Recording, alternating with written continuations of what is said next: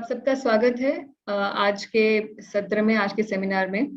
आज हम भगवद गीता का सेकंड चैप्टर डिस्कस करेंगे। तो दूसरा अध्याय है, थोड़ा सा बड़ा है, 72 श्लोक है इसमें। तो कॉन्सेप्ट्स इसके अंदर बहुत सारे हैं, और क्योंकि बहुत सारे कॉन्सेप्ट्स हैं और इम्पोर्टेंट कॉन्सेप्ट्स हैं जो आगे भगवद गीता समझने के लिए बहुत ज्यादा इम्पोर्टेंट होंगे, तो इसीलिए जरूरी है कि हम इस चैप्टर को दो भागों में स्प्लिट कर लें। तो पहले 30 श्लोक आज हम करेंगे।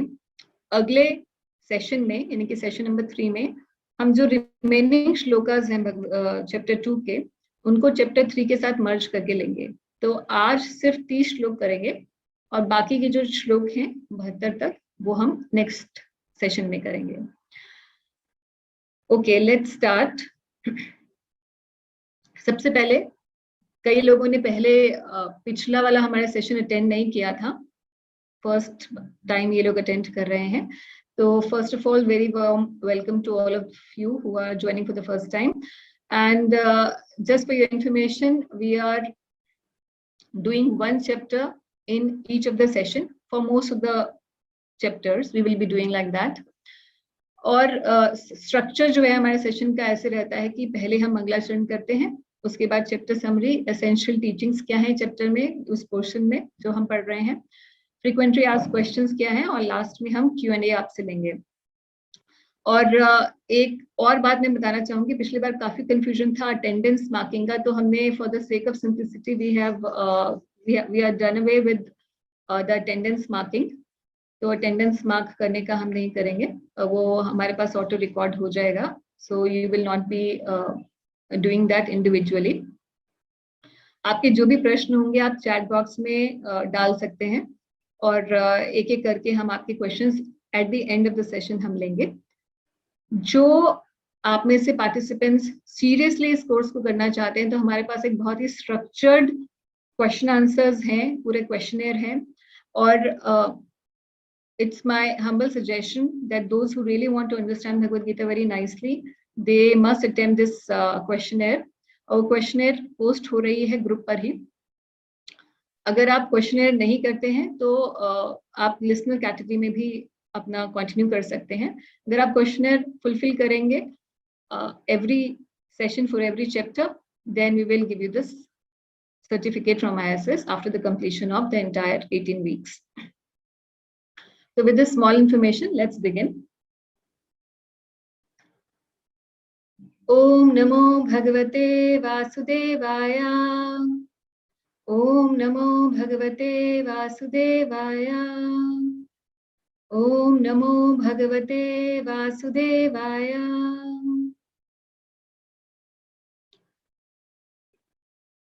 श्रीमद् भगवद गीता अध्याय 2। अध्याय का शीर्षक है सांख्य योग। चैप्टर की समरी इस तरीके से है कि पहले जो 10 श्लोक हैं वो अर्जुन के समर्पण के ऊपर हैं।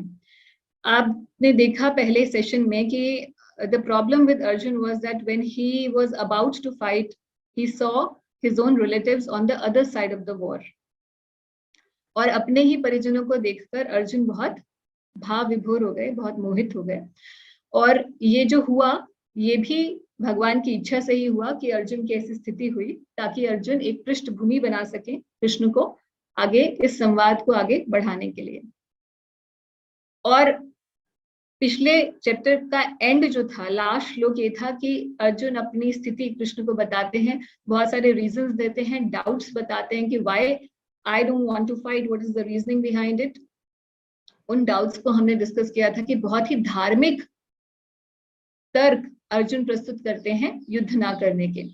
और हमने ये कॉन्सेप्ट किया था कि अधर्म, धर्म और परोधर्म, यानी कि एक तो है अधर्म जो दुर्योधन जिसका प्रतीक था, अर्जुन धर्म का प्रतीक था, अर्जुन धार्मिक तर्क प्रस्तुत कर रहा था, मगर अब भगवान परोधर्म के बारे में यहाँ ज्ञान देने वाले हैं। तो अर्जुन का समर्पण अब पहले 10 श्लोकों में हम देखेंगे कि कैसे अर्जुन कृष्ण को अपना गुरु स्वीकार करेंगे, और फिर कृष्ण गुरु का पद स्वीकार करते ही अपना जो ज्ञान है गीता का वो शुरू करेंगे। और सबसे पहला जो ज्ञान है जो भगवान देते हैं पूरी भगवत गीता में, वह सबसे पहला ज्ञान है कि आप शरीर नहीं है, आप आत्मा है। और इसके लिए डेडिकेटेड 11 से 30 श्लोक हैं, यानी कि 11 to 30 other shlokas which is talking about who we are, आत्मज्ञान बताएंगे। इसी पर हमारा पूरा सेशन फोकस रहेगा। आगे फ्रॉम श्लोका 31 to 38 भगवान 2 प्रकार के धर्म बताएंगे। हर एक जीवात्मा के लिए 2 प्रकार के धर्म हैं, वो कौन से हैं? From shloka 39 to 53 Krishna will talk about निष्काम कर्म, बुद्धि योग की चर्चा होगी। और 54 से 72 तक भगवान स्थित प्रज्ञ, एक भक्त के, एक उन्नत आध्यात्मिक व्यक्ति के क्या लक्षण होने चाहिए उसके बारे में भी बताएंगे। तो ये पूरे चैप्टर के अंदर, ये second chapter is like a summary of the entire Bhagavad Gita. सारे कॉन्सेप्ट्स मिलेंगे इन अ स्मॉल मिनिस्क्यूअल वे, इसीलिए चैप्टर बहुत ही महत्वपूर्ण है और एक कह सकते हैं कि भूमिका है पूरी भगवद गीता की। तो आगे चलते हैं, भगवद गीता से सबसे पहले देखते हैं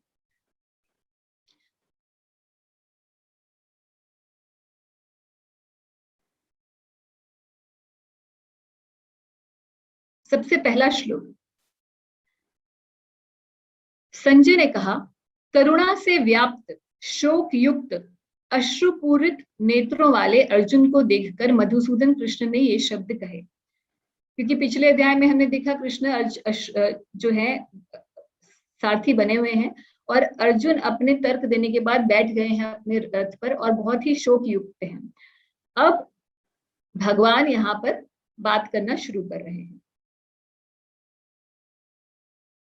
तो सबसे पहला ये श्लोक जो है, जब भगवान बोलना शुरू करेंगे पूरी भगवद गीता में, वो है श्लोक 2 अध्याय का 2 श्लोक। और श्लोक शुरू ही होता है श्री कृष्ण उवाच से नहीं, श्री भगवान उवाच शब्द से। श्री भगवान उवाच, इस एक शब्द की, श्री भगवान उवाच, इस शब्द की परिभाषा बहुत ही बड़ी है। इसके ऊपर बड़े सारे ग्रंथ लिखे गए हैं। श्रीमद् भागवतम नाम का पूरा जो ग्रंथ है वो इस एक शब्द को ही पूरा एक्सपैंड कर रहा है। 18,000 श्लोक हैं उसके अंदर। तो हम थोड़े से तरीके से समझेंगे कि क्या है ये श्री भगवान वाच का, क्या सिग्निफिकेंस है इस पूरी भगवत गीता के अंदर। श्री भगवान ने कहा, हे अर्जुन, तुम्हारे मन में यह कल्मश आया कैसे? यह उस मनुष्य के लिए तनिक भी अनुकूल नहीं जो जीवन के मूल्य को जानता हो। इससे उच्च लोक की नहीं अपितु अपयश की प्राप्ति होती है। तो यहाँ तात्पर्य जो है बहुत ही महत्वपूर्ण है। भगवत गीता यूं तो सभी हम लोग पढ़ते हैं, मगर जब हम बिना तात्पर्य के पढ़ते हैं तो हम भगवत गीता की जो कॉन्टिन्यूटी है उसको समझ नहीं पाते हैं और उसके गुण अर्थ को भी समझ नहीं पाते हैं। इसलिए तात्पर्य के साथ जब हम पढ़ते हैं तो भगवत गीता को समझना बहुत ही सरल हो जाता है। तात्पर्य में, हालांकि तात्पर्य बहुत ही बड़ा है, थोड़ा सा हम पावर पॉइंट से भी देखेंगे इसको, मगर यहाँ थोड़ा सा पढ़ते हैं कि संस्कृत शब्द भगवान की व्याख्या व्यासदेव के पिता पराशर मुनि ने की है। तो ये भगवान शब्द का मतलब क्या है? ऐसा व्यक्ति भगवान है, वो व्यक्ति भगवान है जिसमें 6 ऐश्वर्य पूर्ण रूप से विद्यमान है। समस्त धन, शक्ति, यश, सौंदर्य, ज्ञान और त्याग से युक्त परम पुरुष भगवान कहलाता है।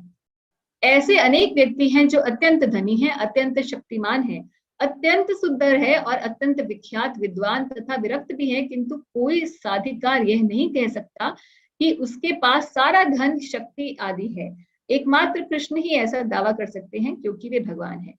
ब्रह्मा, शिव या नारायण सहित कोई भी जीव कृष्ण के समान पूर्ण ऐश्वर्यवान नहीं है।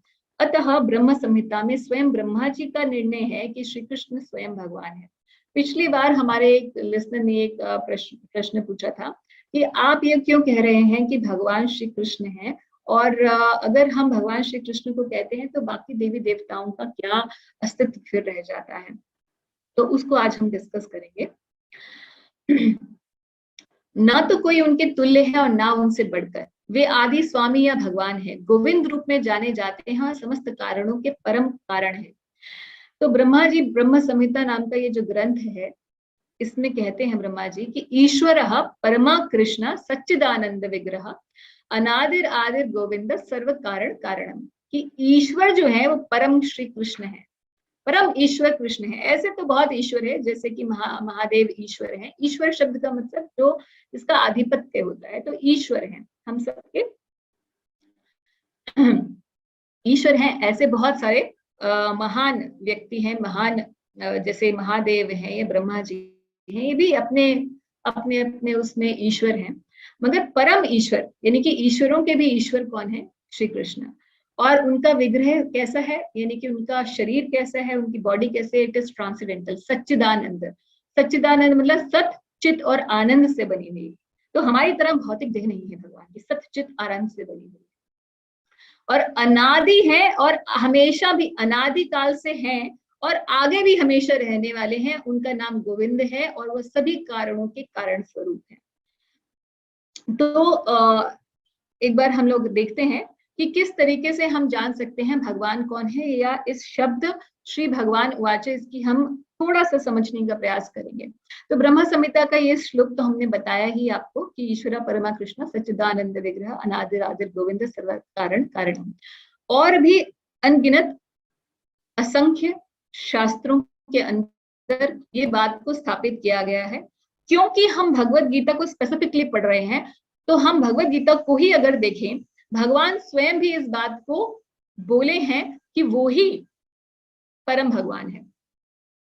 उससे पहले 10वें अध्याय में अर्जुन भी बोलेंगे और अर्जुन कहेंगे कि भाई मैं जानता हूं, ये पहले है विश्व रूप दर्शन से पहले ही अर्जुन ये स्थापित कर देंगे कि आप ही परम ब्रह्म है, परम ब्रह्म परम धाम पवित्रम परमम भवान। कहते हैं कि आप ही परम ब्रह्म है, आप ही परम धाम है। अर्जुन ये बात कहेंगे और फिर वो कहेंगे कि सिर्फ मैं ये नहीं कह रहा हूं, इस बात को बहुत सारे ऋषि कहते हैं। वो कहते हैं कि असितो देवलो व्यासा स्वयं चैव ब्रवीषि में। असित देवल और नारद जैसे, देवऋषि नारद जैसे बहुत सारे अग्रणी संत भी इस बात को मानते हैं और आप भी स्वयं ये बात मुझे कह चुके हैं। इसीलिए इस बात में कोई संशय नहीं है, ये बात संतों से प्रमाणित है, शास्त्र से प्रमाणित है। मैं भी इसको विदित देख रहा हूं और आप भी इस बात को बोल रहे हैं, इसलिए इस बात में कोई संशय न करे। और श्रीमद् भागवतम में भीष्म देव भी इस बात को कहते हैं, जब वो शैया पे होते हैं बाणों की, तो कहते हैं कि ये जो कृष्ण है, ये ऐसा मत समझिए कि ये आपके भाई हैं। पांडवों को संबोधित करते हुए कहते हैं, ये कहते हैं कि ये साक्षात नारायण ही हैं। भगवान भी भगवत गीता में कहते हैं कि मत्तः परतरम नान्यात् किंचित अस्ति धनंजया, कि मुझसे ऊपर कोई सत्य नहीं है। इस दुनिया में बहुत सारे सत्य हैं, मगर मुझसे ऊपर कोई सत्य नहीं है। मयि सर्वम इदम प्रोक्तम सूत्रे मणिगणाएव, मैं ही वो सूत्र हूं जिसके, और सूत्र हम देखते हैं, सूत्र में माला होती है, माला में सूत्र होता है और वही आधार होता है हर मनके का, मगर वो दिखाई नहीं देता। और उस आधार के बिना माला या जो सूत्र है वो चल नहीं सकता। तो वो सूत्र जो इस पूरे सृष्टि को चला रहा है, वो सूत्र श्री कृष्ण है। भगवान स्वयं अपने आप को इस प्रकार से एग्जाम्पल देते हुए कहते हैं। और भी कहते हैं कि इस दुनिया के अंदर जो ये पूरी भौतिक प्रकृति है, उसका स्रोत भी मैं हूं। कहते हैं कि भूमि अपो अनल वायु खम मनो बुद्धि रेवचा अहंकार इति यम्मे भिन्ना प्रकृति अष्टधा। ये जो पंचभूत जिसे हम जानते हैं, earth water fire air ether and mind, उसके अलावा जो mind intelligence and false ego है, यानी कि हमारा मन, हमारी बुद्धि और हमारा अहंकार, ये सब भगवान कहते हैं मेरी ही भौतिक प्रकृति है। तो भौतिक प्रकृति का स्रोत भी मैं ही हूं। और कहते हैं कि जो आत्मा है उसका भी स्रोत में हूं। कैसे बोलते हैं? ये 7वें अध्याय के 5वें श्लोक में कहते हैं कहते हैं कि अपरेयम इति स्वान्य प्रकृतिम विद्धि में पराम जीव भूता महाबाहो ययेदम धारते जगत। Beside these, O mighty armed Arjuna, there is another superior energy of mind. यानी कि भौतिक प्रकृति के ऊपर भी एक प्रकृति है जिसे जीव तत्व कहा जाता है। वो जीव तत्व भी जो है which comprises the living entities, जो जीव तत्व है वो भी मेरी ही एक शक्ति है। तो हम सभी जीवात्माएं भी भगवान की ही एक शक्ति है। पूरी सृष्टि और उसके अलावा जितनी इसके अंदर जीवात्माएं हैं वो सब भगवान ही उसके स्रोत है, ये कहते हैं भगवान। उसके अलावा कहते हैं कि ये जो पूरा भौतिक जगत है इसके अलावा जितना वैकुंठ जगत है, परव्योम जो है, उसका भी आधार भगवान है। कहते हैं कि अहम सर्वस्व प्रभवो मत्तः सर्वम प्रवर्तते इति मत्वा भजन्ते या बुधा भावा समन्विता। कृष्ण जो है भगवत गीता में ये भी बात स्थापित करते हैं कि वो ही देवताओं के भी आदि हैं। हालांकि भगवान अपने जो विश्व रूप दिखाते हैं उसके अंदर भी यह बात स्थापित करते हैं और उसके अलावा कहते भी हैं कि neither the host of demigods nor the great sages know my origin or opulence, for in every respect I am the source of demigods and sages. तो भगवान कहते हैं कि जितने भी देवी देवता हैं और जितने भी संत महात्मा हैं उन सबका भी स्रोत मैं ही हूं।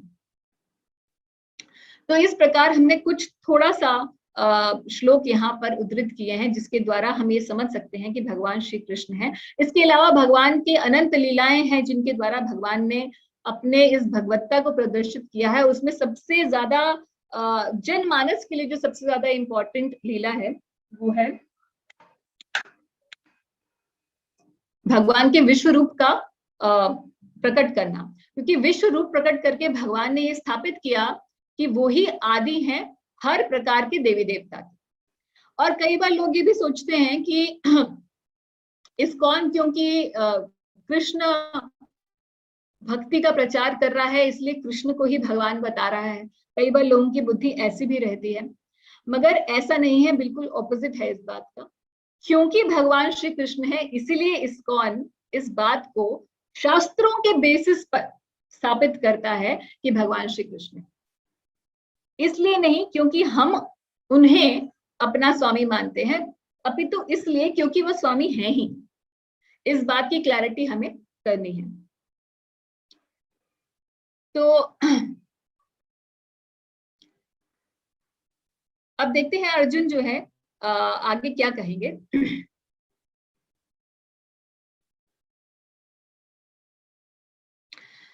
अर्जुन ने कहा कि हे शत्रुहंता, हे मधुसूदन, मैं युद्ध भूमि में किस तरह भीष्म तथा द्रोण जैसे पूजनीय व्यक्तियों पर उलटकर बाण चलाऊंगा। क्योंकि वो पूजनीय हैं तो मैं कैसे उनकी हत्या कर सकता हूँ। गुरु और गुरुजन जो है ये तो महान पुरुष हैं, इनको मैं किस प्रकार से हानि पहुंचा सकता हूँ। तो अर्जुन जो है अभी भी कंफ्यूज्ड है। कंफ्यूज स्टेट में वो फाइनली कहते हैं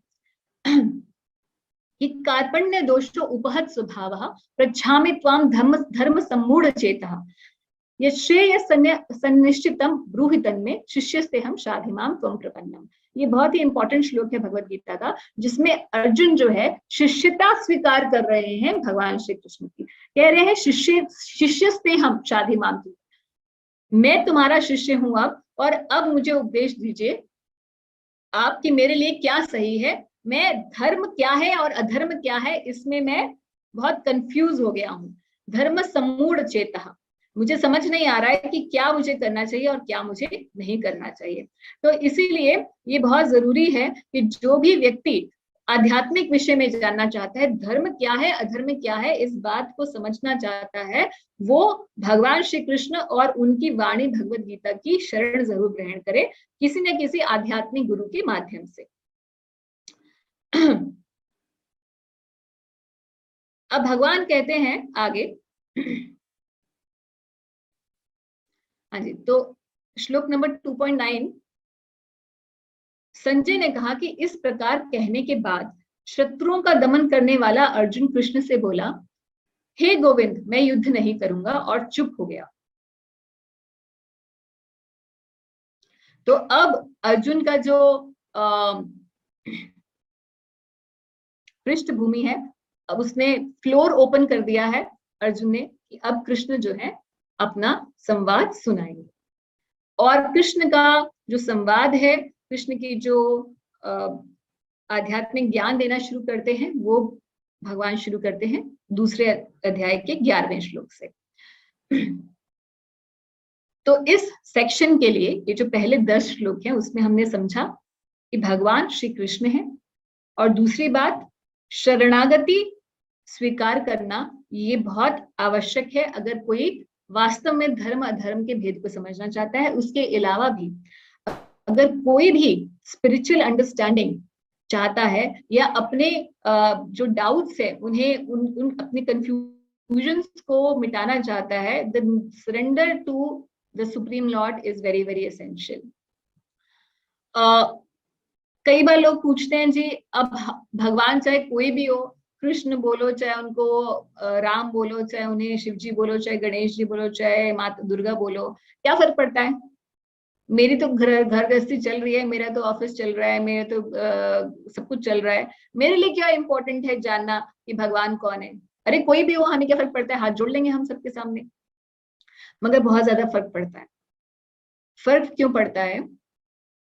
क्योंकि हम इस बात को जब समझते नहीं है तो हमारी आने वाली जो जनरेशंस हैं वो भगवान के विषय में कंप्लीटली भूल जाएंगी, आस्तिकता छोड़ देती हैं। होता क्या है, जब इग्नोरेंस होती है भगवान के बारे में, when there is ignorance about God, then what happens that fake imposters come in the society। यानी कि ऐसे ढोंगी गुरु सोसाइटी के अंदर आ जाते हैं और कुछ भी प्रचार करते हैं, और क्योंकि लोगों में श्रद्धा होती है तो वो लोग उन ढोंगी गुरुओं के पास भी चले जाते हैं, जो भी वो बोलते हैं उसको वो करना शुरू कर देते हैं। मगर समय के साथ वो समझ जाते हैं कि कौन ढोंगी है और कौन ढोंगी नहीं है। और भारतवर्ष में तो इतिहास रहा है ढोंगी गुरुओं का। इससे होता गया है कि एक कंप्लीट सोशल लेवल पर रिलीजन के प्रति, धर्म के प्रति धीरे धीरे जो श्रद्धा है वो खत्म होने लग जाती है। और जब एक बहुत लार्ज स्केल पर ऐसा होने लग जाता है, जो आज की स्थिति है मानव समाज की, भारतवर्ष की अगर हम बोलें स्पेसिफिकली, तो आज की स्थिति ये हो गई है कि इसी कारण, इसी चलते जो है स्पेसिफिकली हिंदू समाज, जो सनातन धर्मी हमारे लोग हैं, उनकी श्रद्धा धर्म में धीरे धीरे खत्म होती चली जाती है। होने से क्या हो रहा है कि then there is lack of morality, क्योंकि स्पिरिचुअल फ्रेमवर्क खत्म होता जा रहा है। हमसे बच्चे पूछते हैं कि भगवान कौन है, मंदिर क्यों जाते हैं, हम क्यों ग्रंथ पढ़ें? हमारे पास उनके प्रश्नों को उत्तर देने के लिए कोई सटीक हमारे पास उत्तर नहीं होते हैं। और क्योंकि बच्चे आजकल they are exposed to all kind of media and they're exposed to everything at the click of a button. That's why we are seeing that immorality is increasing at a very large scale, because spiritual framework is missing. Ultimately it leads to animalistic life, जिसमें लोग सिर्फ materialistic हो जाते हैं, भगवान के विषय में completely छोड़ देते हैं कुछ भी बात करना, और दुखों का जो अंबार है उनके सर पे आ जाता है। और दुख किसके जीवन में नहीं आते, और जब उनके जीवन में दुख आते हैं तो फिर वो उसे झेल नहीं पाते, और इसीलिए डिप्रेशन, स्ट्रेस और न जाने क्या क्या चल रहा है। पहले के जमाने में लोग कम कमाते थे मगर खुश रहते थे, क्यों? क्योंकि स्पिरिचुअल फ्रेमवर्क था सोसाइटी का। और आजकल सब लोग पैसा कमा रहे हैं, सबके पास पहले से कंपैरिजन में अधिक धन है मगर शांति नहीं है। तो इसीलिए it's important, it is the duty of every person in this world, and specifically those who are Sanatan Dharmis, to understand very precisely, completely about God. तो इस सेक्शन के ये मूलभूत विषय थे। अगले सेक्शन पे चलते हैं।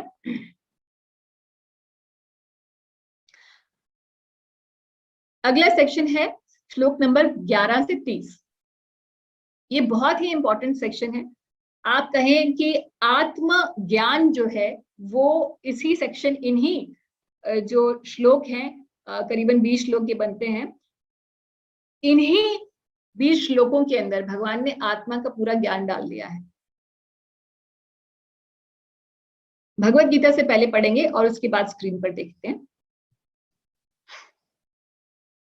भगवान कहते हैं श्री भगवान वाचा अशोच्यानवशोचस्त्वं प्रज्ञावादांश्च भाषसे गतासून गताशूनश्च न अनुशोचन्ति पंडितः। भगवान ने कहा कि तुम पांडित्य पूर्ण वचन कहते हुए उनके लिए शोक कर रहे हो जो शोक करने योग्य नहीं है। जो विद्वान होते हैं वे न तो जीवित के लिए न ही वे मृत के लिए शोक करते हैं। तो भगवान ने तत्काल ही गुरु का पद संभाला और अपने शिष्य को अप्रत्यक्षतः मूर्ख कहकर डांटा। उन्होंने कहा कि तुम विद्वान की तरह बातें कर रहे हो किंतु तुम ये नहीं जानते हो कि जो विद्वान होता है अर्थात जो यह जानता है कि शरीर तथा आत्मा क्या है, वे किसी भी अवस्था में शरीर के लिए चाहे वे जीवित हो या मृत हो शोक नहीं करता।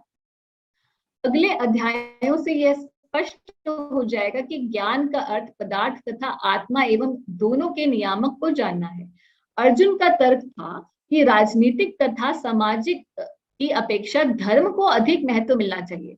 तो भाई राजनीतिक स्थिति ये थी कि भाई हमारा अधिकार है इस राज्य के ऊपर, तो वो ज्यादा इम्पोर्टेंट नहीं है कि हमें अपनी राजनीतिक स्थिति के अनुसार हमें राज्य मिलना चाहिए। अधिक महत्व जरूरी ये है कि धर्म जो है उसको, धार्मिक जो कारण है युद्ध ना लड़ने के, उनके ऊपर ध्यान दिया जाए।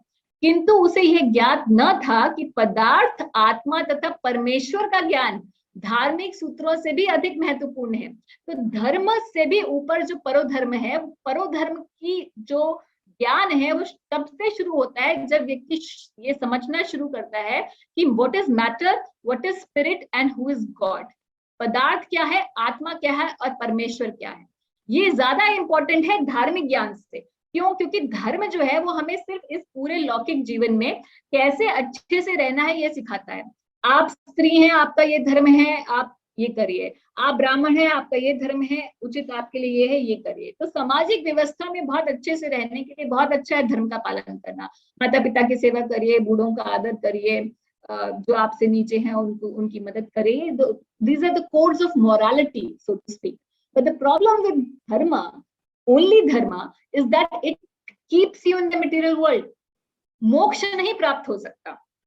इसीलिए इस भौतिक जगत से जो निकलना चाहता है, जो मोक्ष अभिलाषी है, उसके लिए ये परोधर्म का ज्ञान जो भगवान देने जा रहे हैं, आत्मा का ज्ञान जिससे वो शुरू होता है, वो बहुत ही ज्यादा महत्वपूर्ण है।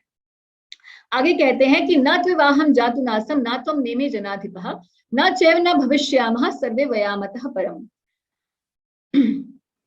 एक और चीज मैं बताना चाहूंगी, रुक के, किसी एक लिसनर ने हमें पीछे बहुत अच्छा सजेशन दिया था कि आप कुछ श्लोक भी उच्चारण किया कीजिए। मतलब मैं इसमें तो कर ही रही हूँ, मगर हम श्लोक उच्चारण 5 मिनट देकर सिर्फ श्लोक उच्चारण भी करें तो अगली बार से हम इसे कर लेंगे। पहले मैं आपको बताना चाह रही हूँ क्योंकि कई बार संस्कृत की वजह से ज्ञान थोड़ा कम होता है या हमें अभ्यास नहीं होता है, इस वजह से हम श्लोक उच्चारण नहीं कर पाते हैं। तो मैं एक छोटा सा की बताना चाहूंगी श्लोक उच्चारण करने के लिए। न तु एव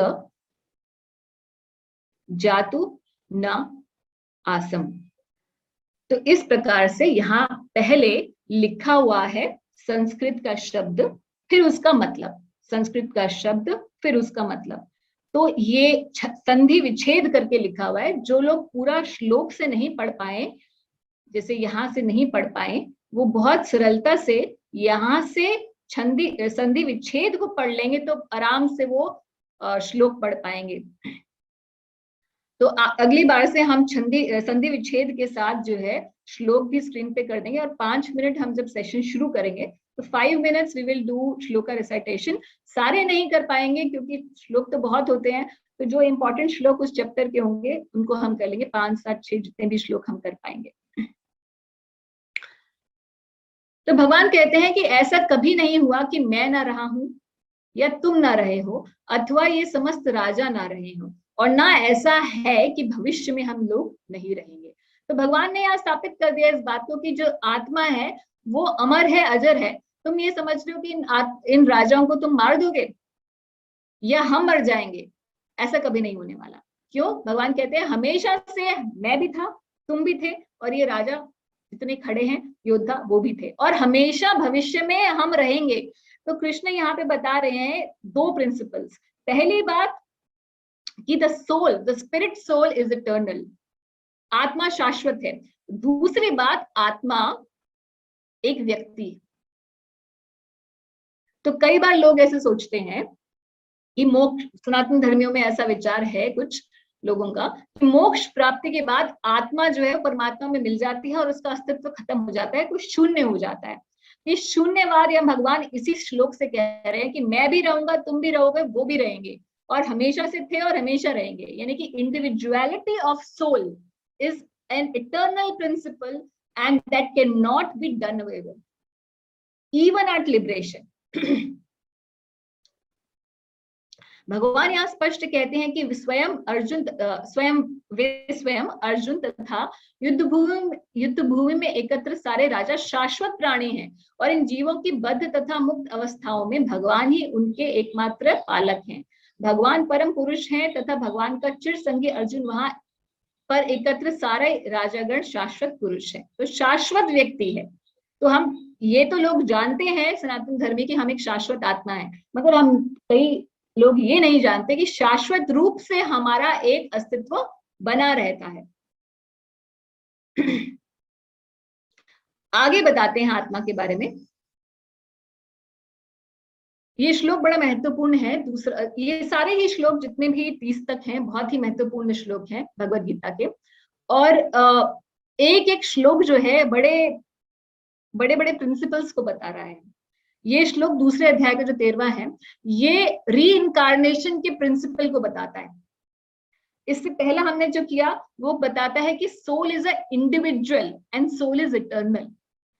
ये बता रहा है कि क्योंकि वो इटर्नल है, शाश्वत है, तो फिर वो अलग अलग देहों में किस तरह चली जाती है जीवात्मा। तो भगवान कहते हैं देहांतरण जो होता है, यानी कि रीइंकारनेशन जो होता है, transmigration of soul from one body to another, किस प्रकार होता है उसको बता रहे हैं। कहते हैं देहिनो अस्मिन् यथा देहे कौमारम यौवनम जरा तथा देहांतर प्राप्ति धीरज तत्र न मुह्यति। जिस प्रकार शरीरधारी आत्मा इस वर्तमान शरीर में बाल्यावस्था से तरुण अवस्था में और फिर वृद्धावस्था में निरंतर अग्रसर होता रहता है, उसी प्रकार मृत्यु होने पर आत्मा दूसरे शरीर में चला जाता है। धीर व्यक्ति ऐसे परिवर्तन से मोह को प्राप्त नहीं होता। तो धीर व्यक्ति क्यों नहीं होता मोह को प्राप्त? क्योंकि वो जानता है कि मैं शरीर में, जैसे मैं बच्चा था और जब मैं बच्चा था तो मेरा जो शरीर था बिल्कुल अलग था, एक बच्चे का शरीर था। और जब मैं एक युवा था तो मेरा शरीर बिल्कुल युवा वाला था, वो बच्चे का शरीर नहीं था, हालांकि मैं फिर भी सेम था। और अब जब मैं बूढ़ा हो चुका हूं तो मेरा शरीर युवा नहीं रह गया और ना ही वो बच्चे वाला शरीर रह गया, मगर I identify myself as the same person. Similarly,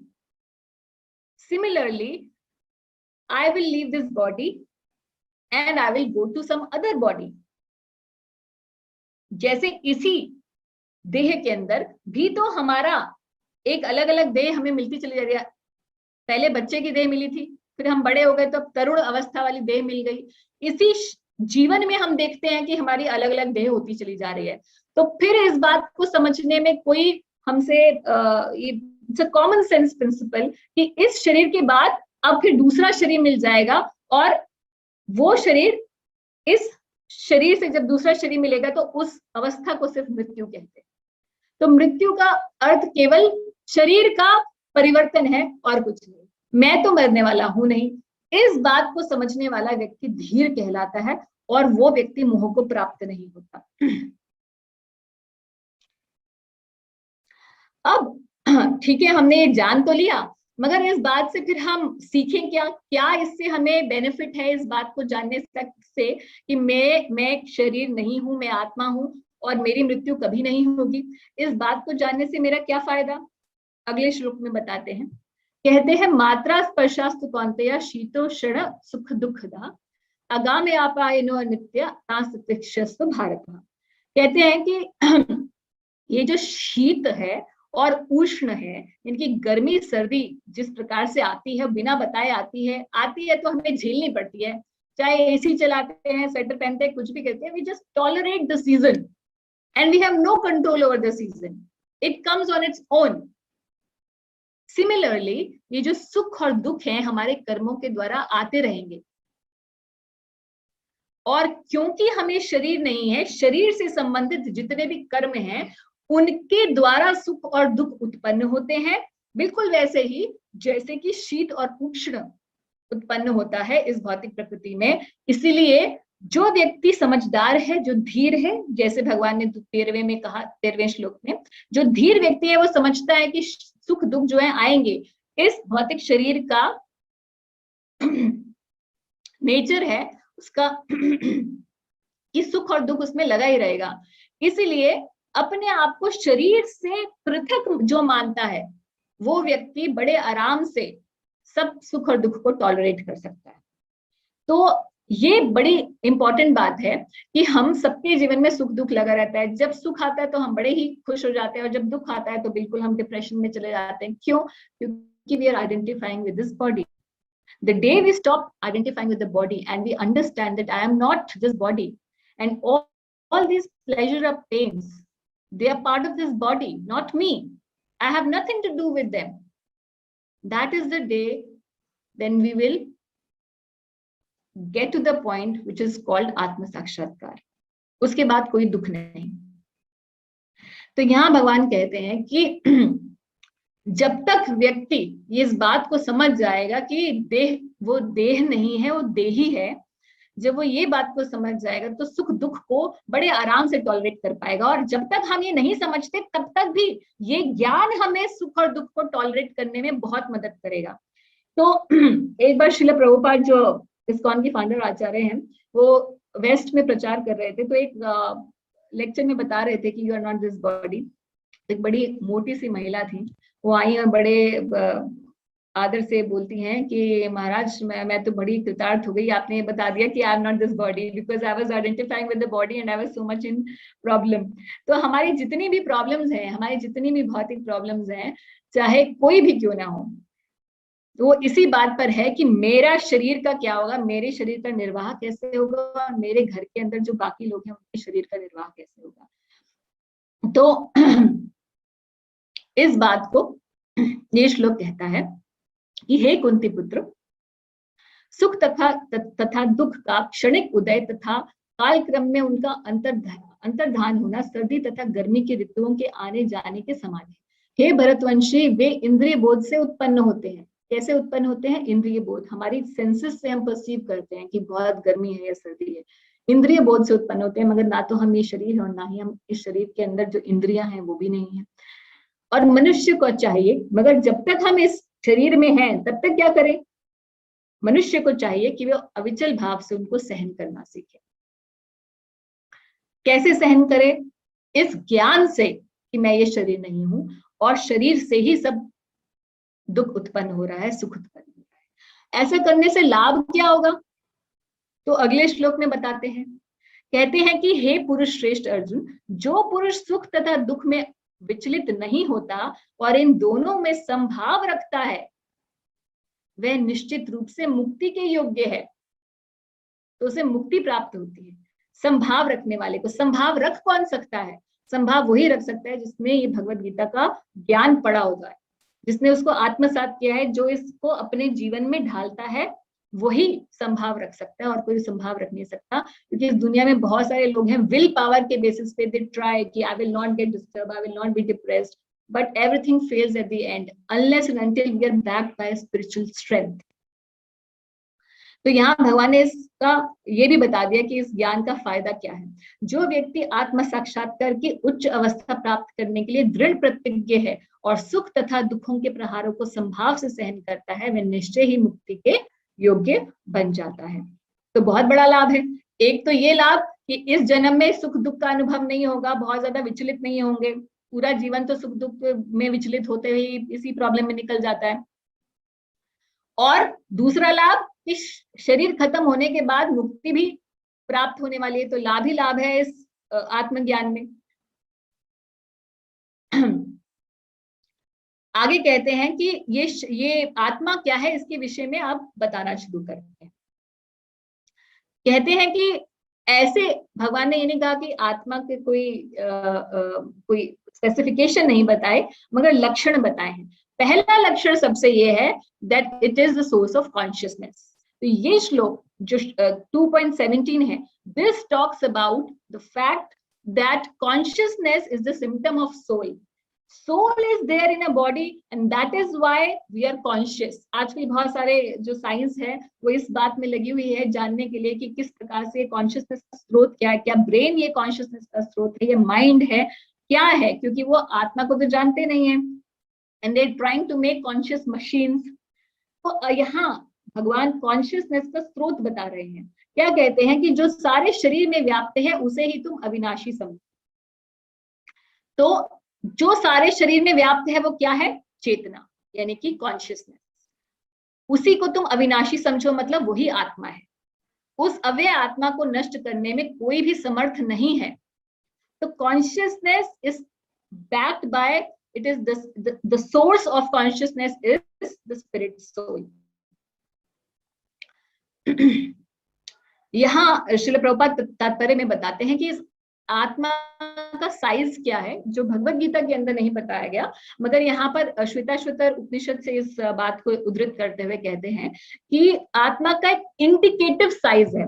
हालांकि आत्मा का कोई साइज नहीं है, मगर शास्त्र एक इंडिकेटिव साइज बताते हैं जस्ट फॉर अवर अंडरस्टैंडिंग, कि यदि बाल के अग्रभाग को 100 भागों में विभाजित किया जाए और फिर इनमें से प्रत्येक भाग को 100 भागों में विभाजित किया जाए, यानी कि 110,000 टाइम्स कर दिया जाए, तो वो आत्मा का माप है। यानी कि एक बाल के अग्रभाग को आत्मा जो इंडिकेटिव साइज है वो है 110,000 part of the tip of hair.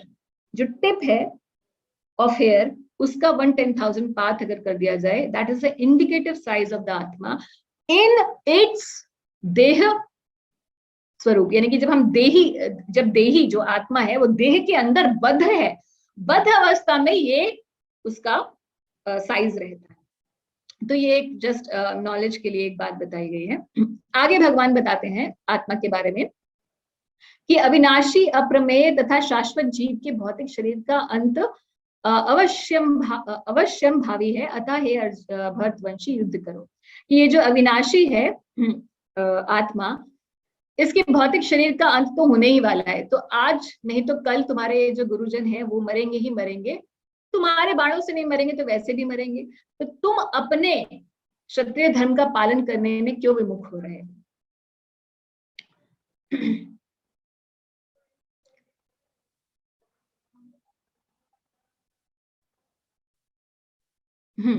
आगे कहते हैं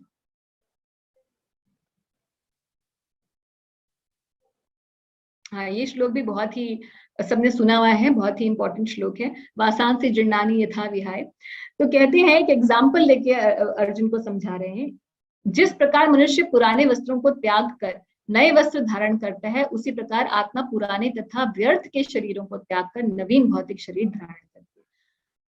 तो जैसे हम रोज कपड़े चेंज करते हैं, वैसे ही जब समय आता है तो आत्मा पुराने कपड़े छोड़कर नए कपड़े धारण कर लेती है। तो ये एग्जाम्पल से भगवान ने बताया। आगे क्या कहते हैं कि इस आत्मा को शस्त्र द्वारा खंड खंड नहीं किया जा सकता, ना अग्नि द्वारा जलाया जा सकता है, ना जल द्वारा भिगोया, ना वायु द्वारा सुखाया जा सकता है। तो किसी भी प्रकार से आत्मा की हानि युद्ध में नहीं हो पाएगी। तुम केवल इनके भौतिक शरीरों की ही हानि कर पाओगे, जो कि वैसे भी मरणशील है। यह आत्मा अखंडित तथा अघुलनशील है। इसे ना तो जलाया जा सकता है, ना ही सुखाया जा सकता है। और एक बड़ी इंपॉर्टेंट बात कहते हैं कि ये शाश्वत है, ये सर्वव्यापी है। सर्वव्यापी मतलब कोई बोले कि जी आत्मा कहाँ एक ही प्लैनेट पे रहती है, कि हमने तो पढ़ा है कि earth, life is only on earth, मगर भगवत गीता यहाँ बता रही है आत्मा सर्वव्यापी है। पूरे भौतिक ब्रह्मांड और आध्यात्मिक ब्रह्मांड में भी आत्माएं व्याप्त है, अविकारी है, अनचेंज्ड, स्थिर और सदैव एक सा रहने वाला है। आगे जो है कहते हैं आत्मा के बारे में बड़ी इंपॉर्टेंट बात। कई बार लोग बोलते हैं जी हमें पता नहीं, अगर कोरोना चलता रहे हमारी मृत्यु ना हो जाए या हमारे स्वजनों की मृत्यु ना हो जाए। भगवान कहते हैं कि जातस्य ही ध्रुवो मृत्यु, ध्रुवम जन्म मृतस्य च। भाई जिसने जन्म लिया है उसकी मृत्यु निश्चित है। तो ये बात स्वीकार कर लेनी चाहिए हर एक बुद्धिमान व्यक्ति को कि मेरा जन्म हुआ है तो इस शरीर की मृत्यु भी निश्चित है। तो मृत्यु से क्या डरना, मृत्यु के पश्चात पुनर्जन्म भी निश्चित है, अगला जन्म भी होगा। अतः अपने कर्तव्य का पालन भगवान कहते हैं अर्जुन को कि करते रहो, क्योंकि इस पर आपका कोई भी कंट्रोल नहीं है। और फिर ऑलमोस्ट टुवर्ड्स द एंड कहते हैं कि मैंने भगवान अब इंडिकेट थोड़ा थोड़ा ज्ञान दे दिया है संक्षेप में, जो है एक एक अक्षर के ऊपर वैसे तो खूब व्याख्या है, मगर कुछ ही बातों में भगवान बहुत बात बोल दिए हैं। और आगे कहते हैं कि जी आश्चर्यवत पश्यति कश्चिदेन आश्चर्यवत वदति तथैव चान्या। भाई ये जो आत्मा है, ये बड़ी आश्चर्य वाली चीज है। ये है क्या, इसके बारे में सुनने के बाद भी समझ में नहीं आता है क्या, क्योंकि दिखती तो है नहीं, सिर्फ फील की जा सकती है।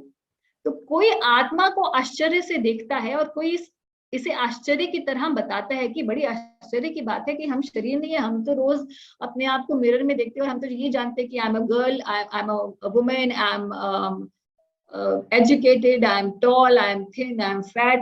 That's what I perceive about myself. तो फिर कोई आके एक दिन बता दे कि आप शरीर नहीं हो, आत्मा हो, तो हम कैसे समझे? तो आश्चर्य की बात है। और भगवान कहते हैं कि तथा कोई इसे आश्चर्य की तरह सुनता है कि अच्छा ऐसा भी है, किंतु कोई कोई इसके विषय में सुनकर भी कुछ नहीं समझ पाता। तो ऐसे बहुत सारे अज्ञानी लोग होते हैं जिनको हम जब बताते हैं कि आप शरीर नहीं हो, आत्मा हो, समझ नहीं पाते इस ज्ञान को, क्योंकि उनमें इतना अभी प्योरिफिकेशन नहीं है। इस ज्ञान को समझने के लिए भी भगवान ने सबसे पहले, देखिए अर्जुन जो कि भक्त है, जिसने सरेंडर शिष्यता स्वीकार कर ली है, जो भगवान को समर्पित हो गया है, उसको भगवान ज्ञान दे रहे हैं। ऐसे व्यक्ति को ज्ञान समझ आ ही नहीं सकता जो कि समर्पित नहीं है। यानी कि कम से कम थ्योरेटिकली हम भगवान को समर्पण करें, इस बात को जाने कि भगवत गीता का उद्देश्य भगवान को समर्पण करना है। जब इस बात को थ्योरेटिकली एटलीस्ट जान जाएंगे तो हमें ये ज्ञान जो है आत्मसात होना शुरू हो जाएगा। आगे हम इस बात को पूरा समाप्त करते हुए कहते हैं कि हे भरतवंशी, शरीर में रहने वाले देही का कभी भी वध नहीं किया जा सकता, अतः तुम्हें किसी भी जीव के लिए शोक करने की आवश्यकता नहीं है। ये कह के भगवान आत्मा के ज्ञान को यहाँ कंप्लीट करते हैं। तो हमने क्या क्या पढ़ा, एक बार इन श्लोकों को स्लाइड पर देखते हैं। पहली बात, आत्मा इटर्नल है, शाश्वत है। दूसरी बात, आत्मा इंडिविजुअल है। इंडिविजुअल है, एक व्यक्ति है, इसका मतलब वो कभी भी मर्ज नहीं होगी भगवान में। It's not a formless light. कई बार लोग सोचते हैं आत्मा का मतलब कोई प्रकाश या शक्ति का पुंज, ऐसा नहीं है। भगवान ने बताया कि ये राजा पहले भी थे, मैं भी था, तुम भी था, शाश्वत पुरुष है हम, पुरुष स्त्री जो भी कहें। तीसरी बात इससे ये सिद्ध होती है कि इवोल्यूशन जो है, it is not in terms of species but in terms of consciousness. हालांकि हमारी साइंटिफिक थ्योरी है कि इवोल्यूशन जो होता है वो एक स्पीशीज से दूसरी स्पीशीज पर इवॉल्व करता है। जो पहले हम जो साइंटिफिक थ्योरीज हैं कि the man came from the app and like that, मगर भगवान यहाँ बता रहे इटर्नली आत्मा रही है, इटर्नली रही है। और जितने भी ये 84 लाख प्रकार की योनियां, ये भी इटर्नली हैं, इटर्नली है। तो सनातन धर्म के अनुसार इवोल्यूशन उस तरीके से नहीं है। सनातन धर्म के ग्रंथों के अनुसार 84 लाख प्रकार की योनियां हमेशा से थी और हमेशा रहेंगी। और इन सभी योनियों में जीवधारी आत्मा जो है, जीवात्मा है, वो अपने कर्मों के अनुसार रहेगा। और हमने transmigration of soul from one body to another, हमने देहांतरण के बारे में 13वें श्लोक में पढ़ा। और ये पढ़ा कि आत्मा जो है, it is the source of consciousness and it is immeasurable and invisible. It's amazing and it is present everywhere. So life is there on all planets according to Bhagavad Gita. तो ये हमने आत्मा का ज्ञान संक्षेप में पढ़ा। इसके अलावा कई बार लोग पूछते हैं, जी आत्मा ही भगवान है क्या, या हमें और भगवान में क्या फर्क है? आत्मा सच्चित आनंद है, सच्चिदानंद है, भगवान भी सच्चिदानंद है। तो फिर हमें और उनमें क्या फर्क? ये फर्क है कि जीवात्मा जो है वो जीव तत्व है, वो भगवान का अंश है और भगवान परम है।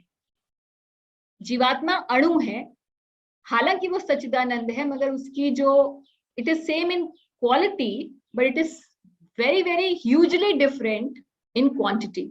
तो हम बहुत अणु हैं और भगवान विभु हैं, इमेजरेबल है। भगवान में जो क्वालिटीज हैं वो इमेजरेबल इनफाइनाइट रूप में पाई जाती है और हमें थोड़ी बहुत कम मात्रा में पाई जाती है, बहुत ही कम, मिनिस्कुल। मात्रा में। भगवान जो है वो सभी देहियों के शरीर में क्या चल रहा है, उनकी चेतना, हमारी चेतना हमारी शरीर तक सीमित रहती है, मगर भगवान की चेतना सब जीवधारियों के मन में क्या चल रहा है, किस प्रकृति के किस कोने में क्या चल रहा है, सब प्रकार से भगवान की चेतना is cognizant of everything and everyone. So हम देख सकते हैं कि there is a steep difference, हम अणु हैं, भगवान विभू हैं।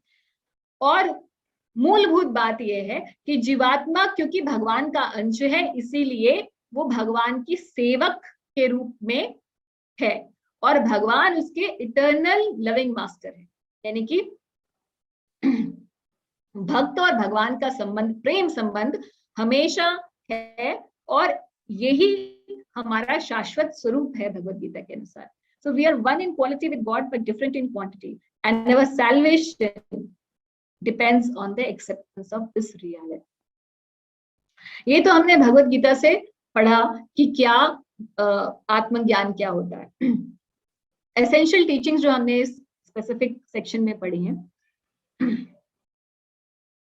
हमने पढ़ा हु इज गॉड, और हमने ये भी पढ़ा कि इन this world everything is temporary, happiness and distress, and that is why we should understand that we have to tolerate it as long as we are in this body, and the result of that act of tolerance is that we become qualified for liberation. हमने आत्मा की qualities के बारे में पढ़ा, और हमने ये भी पढ़ा कि ये भी समझा कि क्योंकि हम ये शरीर नहीं है, तो सारी दुनिया के अंदर जो सारे काम कर रहे हैं, हम जो भी काम कर रहे हैं, हम शरीर से संबंधित काम कर रहे हैं, खाना पीना सोना, अपना संरक्षण करना, काम, कोई धन अर्जन करना, कुछ भी जो भी हम कर रहे हैं, अपने घर वालों का पालन करना, उनकी सेवा करना, जो भी हम कर रहे हैं सुबह से लेकर रात तक, वो इस शरीर के लिए कर रहे हैं, और वो शरीर हम है ही नहीं, तो फिर किसके लिए काम कर रहे हैं? तो सब सारी जो चीज यूजलेस हो गई, सारा जीवन यूजलेस हो गया। जो हम है ही नहीं उसी को संवारने में लगे हुए, तो जो हम हैं उसको कब संवारेंगे? इसीलिए बुद्धिमान व्यक्ति जो है वो इस बात को समझता है और अपने जीवन का उद्देश्य आत्म साक्षात्कार को बनाता है, कि मैं इस बात को समझूं, इस बात को साक्षात्कार करूं कि मैं कौन हूं, और फिर अपना संबंध अपने परम भगवान से बनाता है। पूरा जीवन जो इस चीज में लगाता है वही वास्तव में इस मनुष्य जीवन का उचित उपयोग कर पाता है। नहीं तो फिर क्या? भगवान ने बताया भगवद गीता के अंदर, इस शरीर से दूसरे शरीर में पहुंच जाएंगे। जतस्य ही ध्रुवो मृत्यु, जिसका जन्म हुआ है उसकी मृत्यु है, और मृत्यु के बाद पुनर्जन्म भी निश्चित है। तो कई बार लोग प्रश्न पूछते हैं कि भाई हमारा पुनर्जन्म किस बात पे डिपेंड करता है? What determines my next body? अच्छा जी, मुझे कौन सा शरीर मिलने वाला है? क्या मुझे मानव शरीर मिलने वाला है, या मुझे कौन सा किसी एनिमल का मिलने वाला है, एक्वाटिक का मिलने वाला है? कैसे पता चलेगा? What determines? 15वें अध्याय में भगवान इसका उत्तर देते हैं और कहते हैं कि जैसी चेतना हम इस पूरे जीवन में विकसित करते हैं, उसी के हिसाब से मन के आसपास जैसा मन की वृत्ति होती है, जैसी चित्त वृत्ति होती है, वैसे ही इंद्रियां हमारी डेवलप होने लग जाती है while being in this body itself. हमारी दूसरा शरीर हमारी चित्त वृत्ति के हिसाब से तैयार होना शुरू हो जाता है। तो मान लीजिए कि किसी की चित्त वृत्ति जो है वो बहुत खराब है, बिल्कुल शुकर की चित्त वृत्ति है, तो उसकी जो अगला देह है शुकर का डेवलप होने लग गया है पहले से ही, it is there now, it is just a matter of time when this आत्मा will be transported to the other body. तो हमारे कर्मों के अनुसार और हमारी इच्छाओं के अनुसार हमारा दूसरा जन्म निश्चित हो जाता है। दो फैक्टर्स हैं, कर्म हमारे कैसे हैं और हमारी क्या इच्छा है। अब हो सकता है जी मेरी इच्छा तो हो कि मैं बहुत बड़ा फिल्म स्टार बनूं, मगर हो सकता है मेरा ऐसा कर्म ना हो। तो कर्म और इच्छा इन दोनों का समावेश जैसे रहता है, उस हिसाब से हमारी दूसरी शरीर का निर्माण होता है। दूसरा, कई बार लोग प्रश्न पूछते हैं कि does all living entities have आत्मा? some religion claim only humans have आत्मा। तो कुछ ऐसे रिलीजन है जो आई थिंक सनातन धर्म को छोड़ के practically all other religions have the concept of आत्मा। जैसे मुस्लिम जो होते हैं वो रूह का बोलते हैं, और सोल वर्ड भी जो है क्रिश्चियनिटी से है, और लोग इस प्रकार से जानते हैं। मगर हमारे सनातन धर्म के अनुसार ही केवल ऐसा सिद्धांत सबसे ज्यादा सुनने को मिलता है कि जीवात्मा, सब जितने भी जीव हैं 84 लाख योनियों में, वो सब जीवात्माएं हैं। मगर दूसरे जो ग्रंथ हैं, दूसरे धर्मों के ग्रंथ हैं, उनमें ये सिद्धांत नहीं मिलता है। मगर अगर हम इस सिद्धांत को नहीं मानते हैं तो पूरा जो रीइंकारनेशन है उसको हम कैसे बताएंगे, उसको हम सिद्ध नहीं कर सकते। यानी कि दूसरे धर्मों के अंदर क्योंकि वो रीइंकारनेशन को नहीं मानते हैं, देहांतरण को नहीं मानते हैं, और वो नहीं बोलते हैं कि, वो बोलते हैं भाई शरीर खत्म हुआ उसके बाद जो है एक जजमेंट डे होगा, उस दिन जितनी भी जीवात्माएं उनको या तो वो पायस हैं या वो पायस नहीं है, जैसे भी कर्म किए होंगे उसके अनुसार उनको या तो हेवन या तो हेल मिल जाएगा फॉर इटर्निटी। मगर अगर ऐसा कॉन्सेप्ट हम लेकर आते हैं तो फिर there is no progress for the soul. इस जन्म में किसी ने गलती की, क्या उसे चांस नहीं मिलेगा अपने आप को सुधारने का? और दूसरी बात, इटर्निटी के प्रिंसिपल को हम किस प्रकार से फिर एक्सप्लेन कर पाएंगे?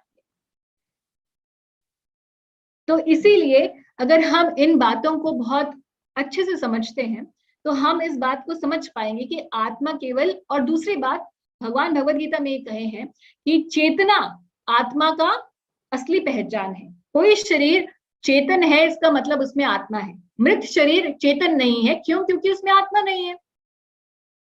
और हम देखते हैं कि प्राणियों में सब जगह चेतना है, पशुओं में, मनुष्यों में, और पक्षियों में, और साथ ही साथ वृक्षों में। तो जितने भी हम जीवात्माएं देखते हैं उन सभी के अंदर जो जितने भी फॉर्म्स ऑफ लाइफ हम देखते हैं उन सभी में चेतना है, और अगर चेतना है तो आत्मा है, तो इसको कैसे हम नकार सकते हैं? ये बात हम डिस्कस कर चुके हैं। थर्ड, कई बार लोग बोलते हैं are the living entities only in only on earth और अदर प्लैनेट्स। तो भगवान ने बताया कि आत्मा जो है सर्वव्यापी है, तो सब जगह है। पूछते हैं लोग कि ये भूत प्रेत क्या होता है, क्या ये सही है? मतलब होते भी हैं, क्या होता है भूत प्रेत, आत्मा कैसे भूत बन जाती है? तो जितनी ये 84 लाख योनियां हैं उसी में से ही भूत प्रेतों की भी योनियां होती हैं।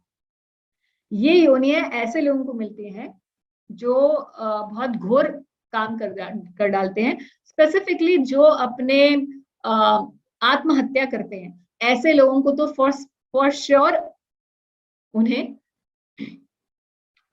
जो ग्रॉस बॉडी है, पंचभूत का जो शरीर है वो नहीं मिलता, और उन्हें एक सटल बॉडी मिलती है, मन बुद्धि अहंकार वाला जो शरीर होता है वैसे ही लिंग शरीर जो है मिलता है, और एक गोस्टली बॉडी मिलती है, सटल होती है, जो दिखती नहीं है।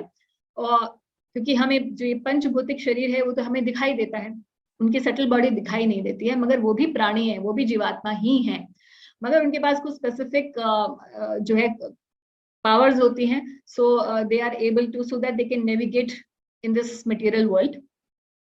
और काफी यातना, उस व्यक्ति को यातनापूर्ण शरीर होता है वो, क्योंकि वो उसकी इच्छाएं तो होती है, कुछ खाना चाहता है मगर कुछ टच करके खा नहीं सकता, इसलिए वो फिर वो एंटर करते हैं, अलग अलग लोगों के शरीर में एंटर करने की कोशिश करते हैं सूक्ष्म रूप से, ताकि उनके शरीर के माध्यम से अपनी इच्छाओं को पूरा कर सके।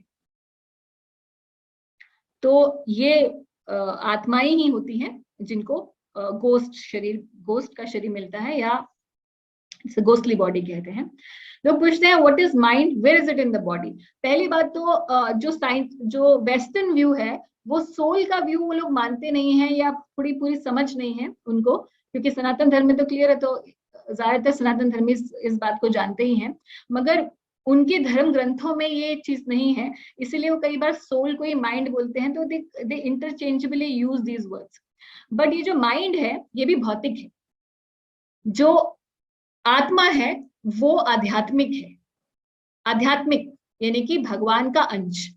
और जो इस भौतिक शरीर के अंदर हम रहते हैं, तो उस भौतिक शरीर के अंदर दो प्रकार के शरीर होते हैं।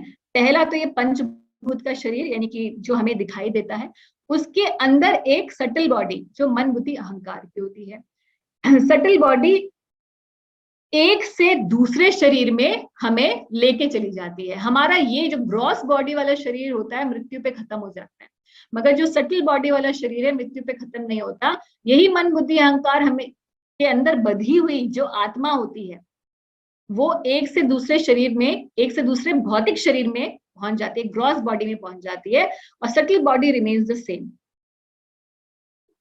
तो इसलिए मन जो है ये भी एक शरीर का ही पार्ट है, हालांकि ये सटल है, but it is still material, it is not soul, it is not atma.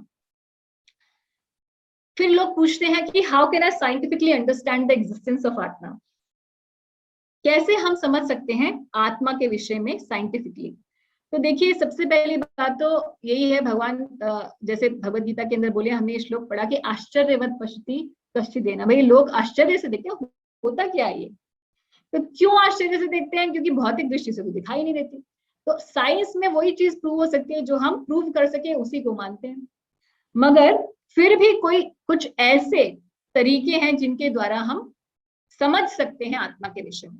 पहला तो कॉमन सेंस, जब कोई मर जाता है उसमें चेतना नहीं होती, तो चेतना नहीं होती तो हम समझ सकते हैं कि उसमें मृत और जीवित के अंदर फर्क केवल चेतना का है।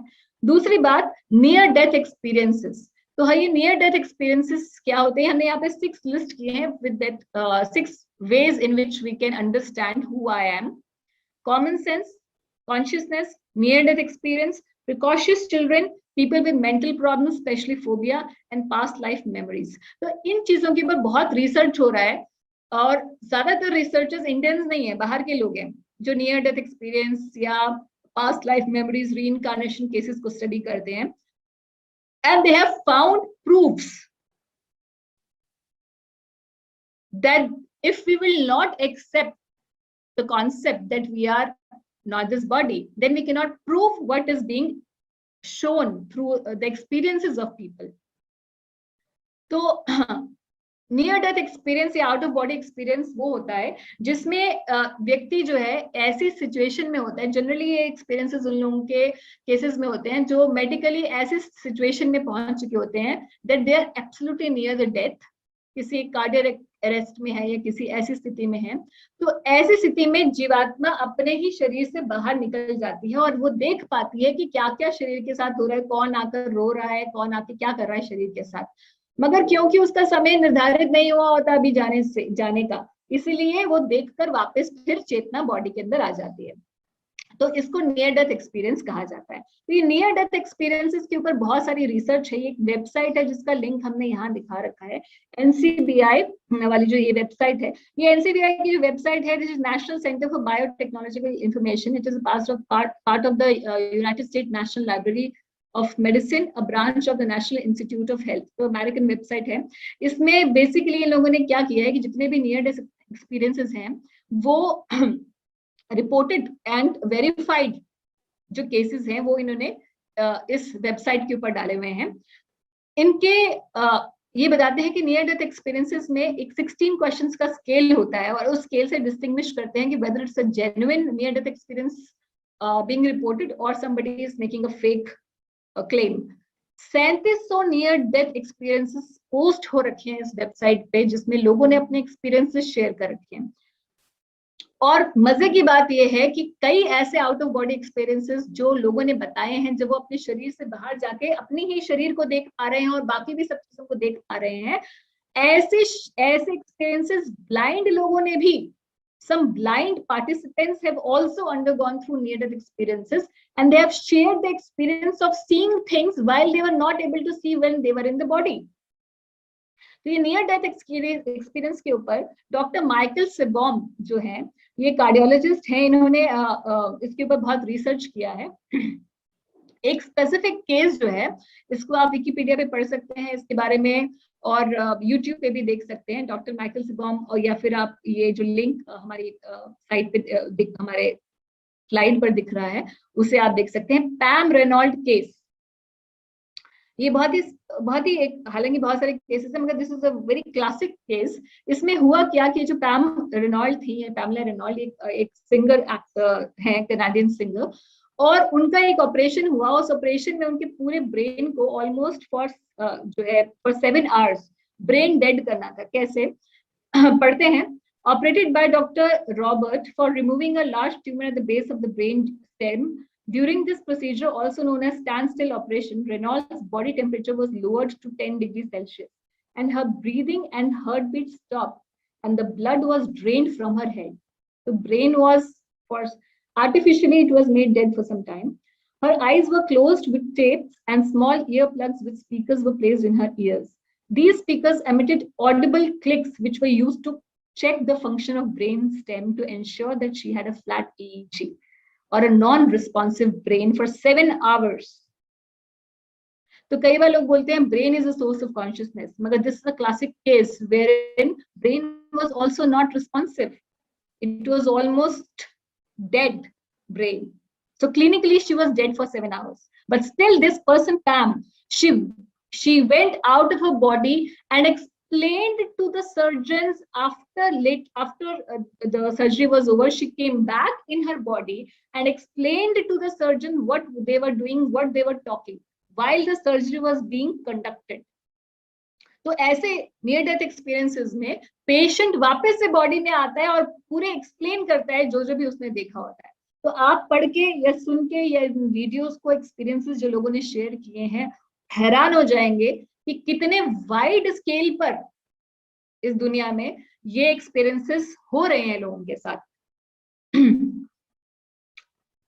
डॉक्टर ब्रायन वेज हैं, ये एक साइकेट्रिस्ट हैं और इन्होंने बहुत रिसर्च किया है through past life regressions. He tries to access the subconscious mind और इसके द्वारा वो सबकॉन्शियस माइंड को अलर्ट करके पिछले जन्मों की बातें लोगों की निकालते हैं और वो हेल्प करते हैं लोगों को कि किस तरीके से उनका एक हिस्ट्री रहता है, हर एक लाइफ बाय लाइफ जो लोगों की हिस्ट्री रहती है उस हिस्ट्री पर जाते हैं और फाइंड करते हैं कि what is the cause of the problem which is happening in this life.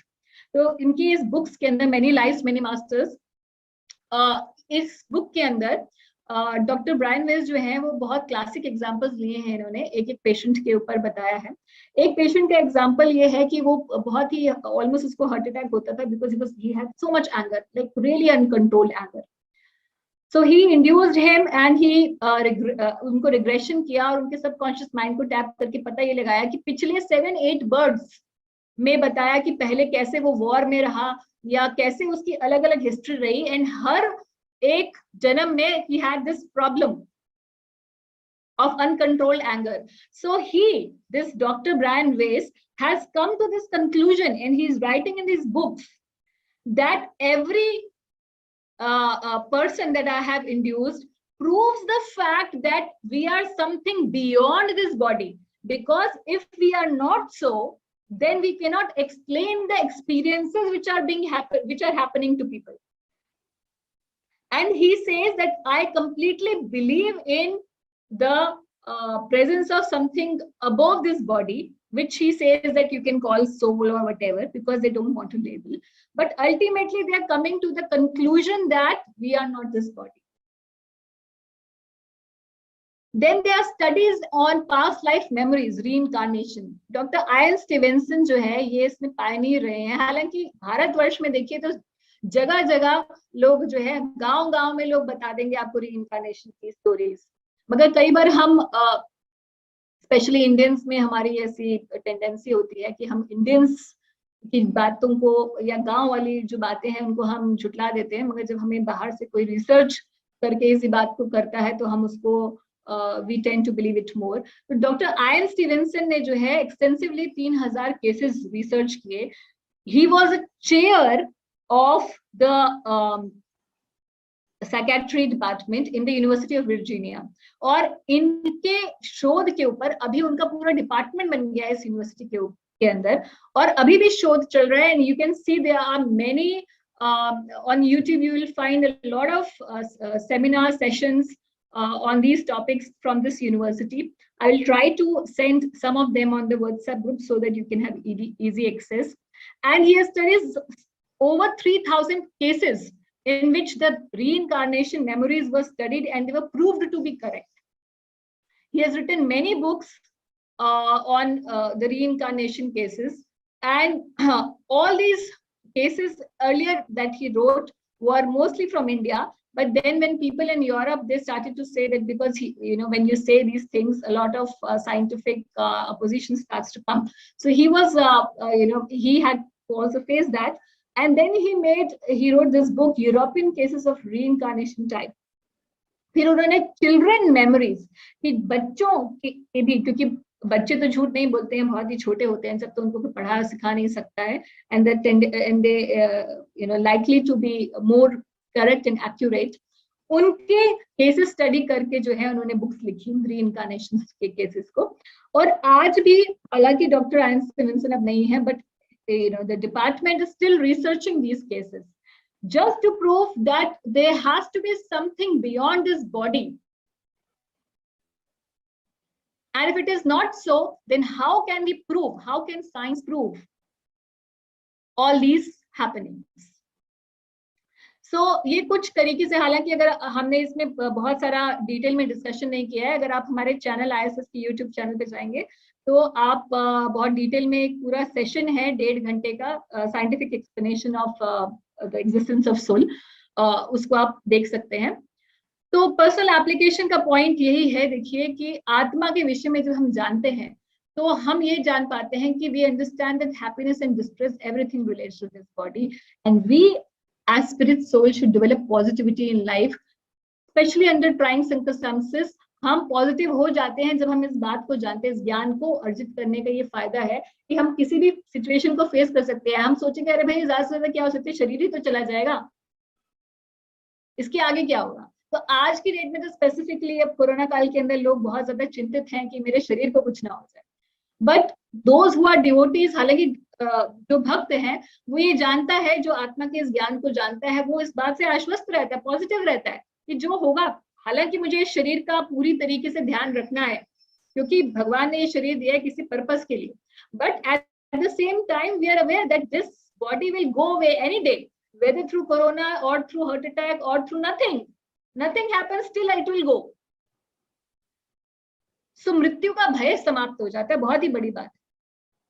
And actually universal brotherhood can manifest because when we identify with this body, we identify I'm Indian, I'm a Punjabi, and you're not Punjabi, oh I will not talk to you. You're not Indian, oh you're Chinese, oh I will not talk to you. No, the universal brotherhood actually manifests only at the level of spirit soul realization.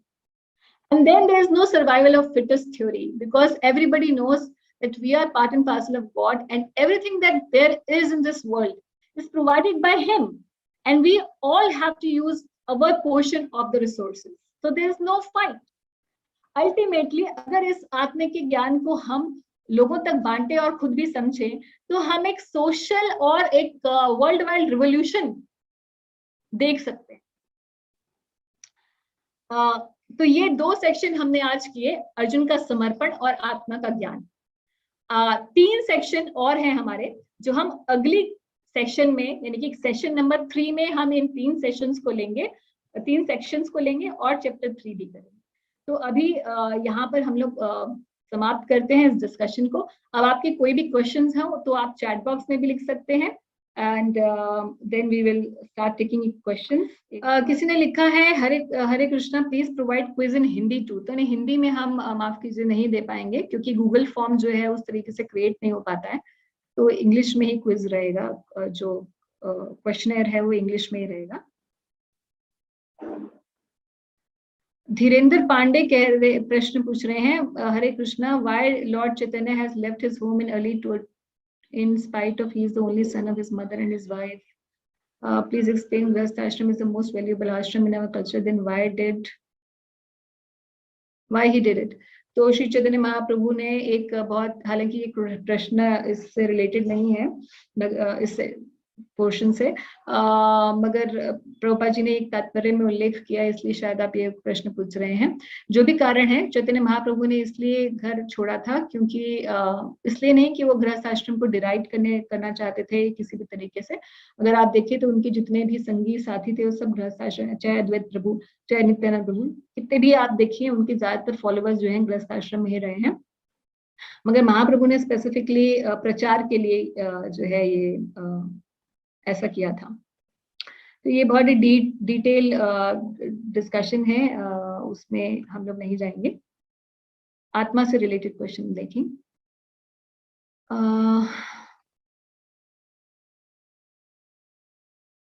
Some people say that Krishna is God only in this universe and other universes has got some other gods. I know this is wrong, but how to answer such questions?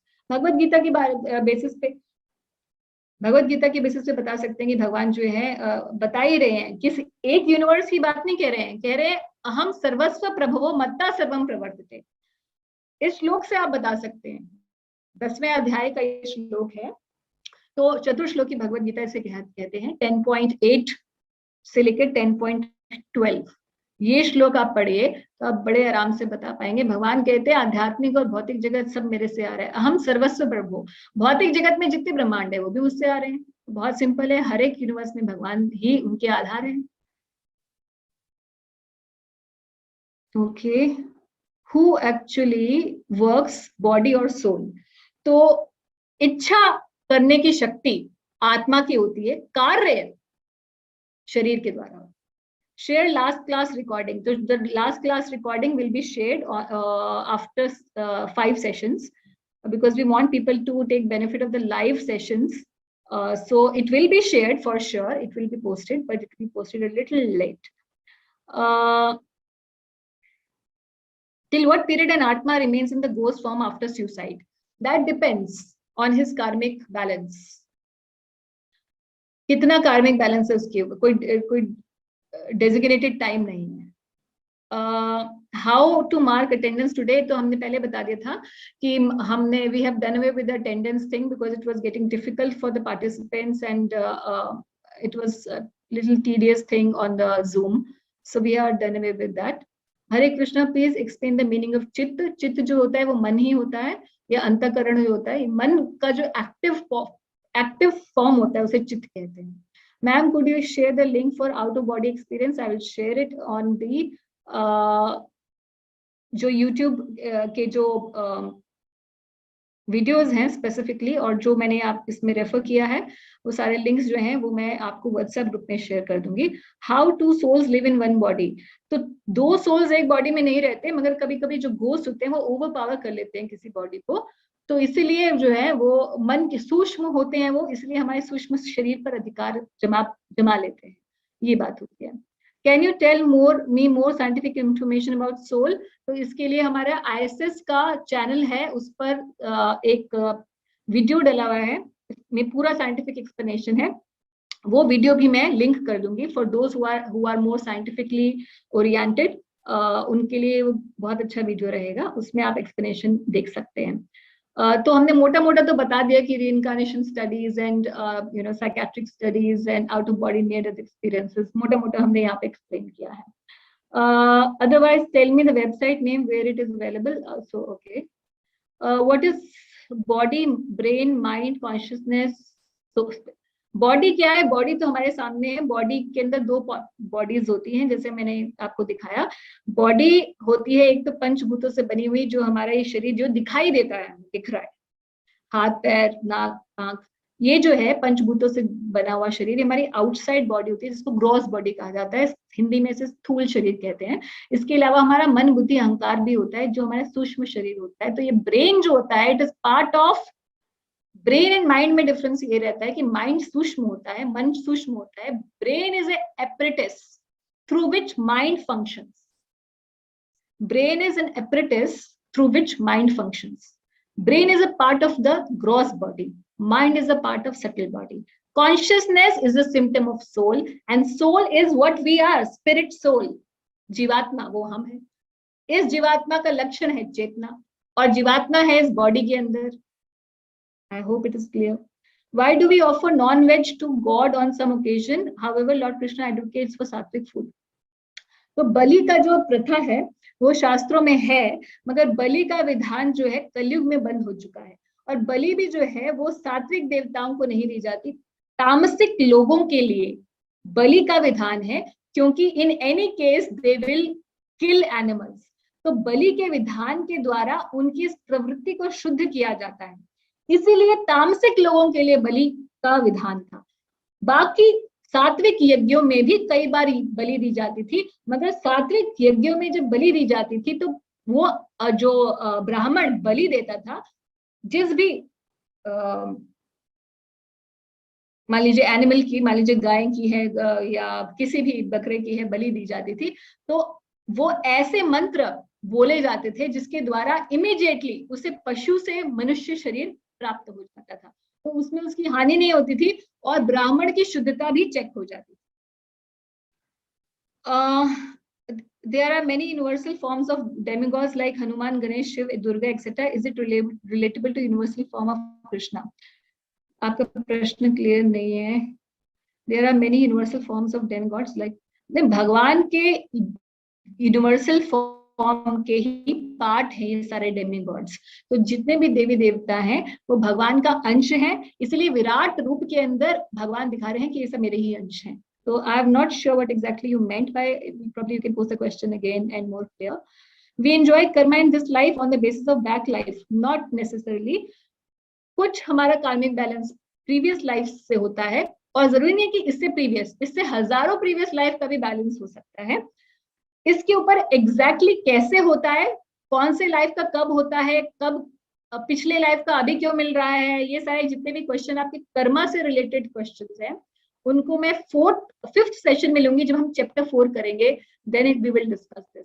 तो पूरा session ही कार्मिक balance कैसे होता है, किस तरीके से चलता है कर्मों का विधान, उसके ऊपर होगा। तो इस जन्म के भी कर्म हो सकते हैं जो इसी जन्म में मिल जाए, हो सकता है इस जन्म का कुछ कर्म हो जिसका फल अगले जन्म में मिले, इस जन्म में हो सकता है पिछले बर्थ का जो कर्म है कार्मिक बैलेंस मिल रहा हो, ये भी हो सकता है कि बहुत पीछे के लाइफ्स का बैलेंस भी चल रहा हो, वो भी मिल सकता है। तो कैसे होता है exactly, that we will see letter.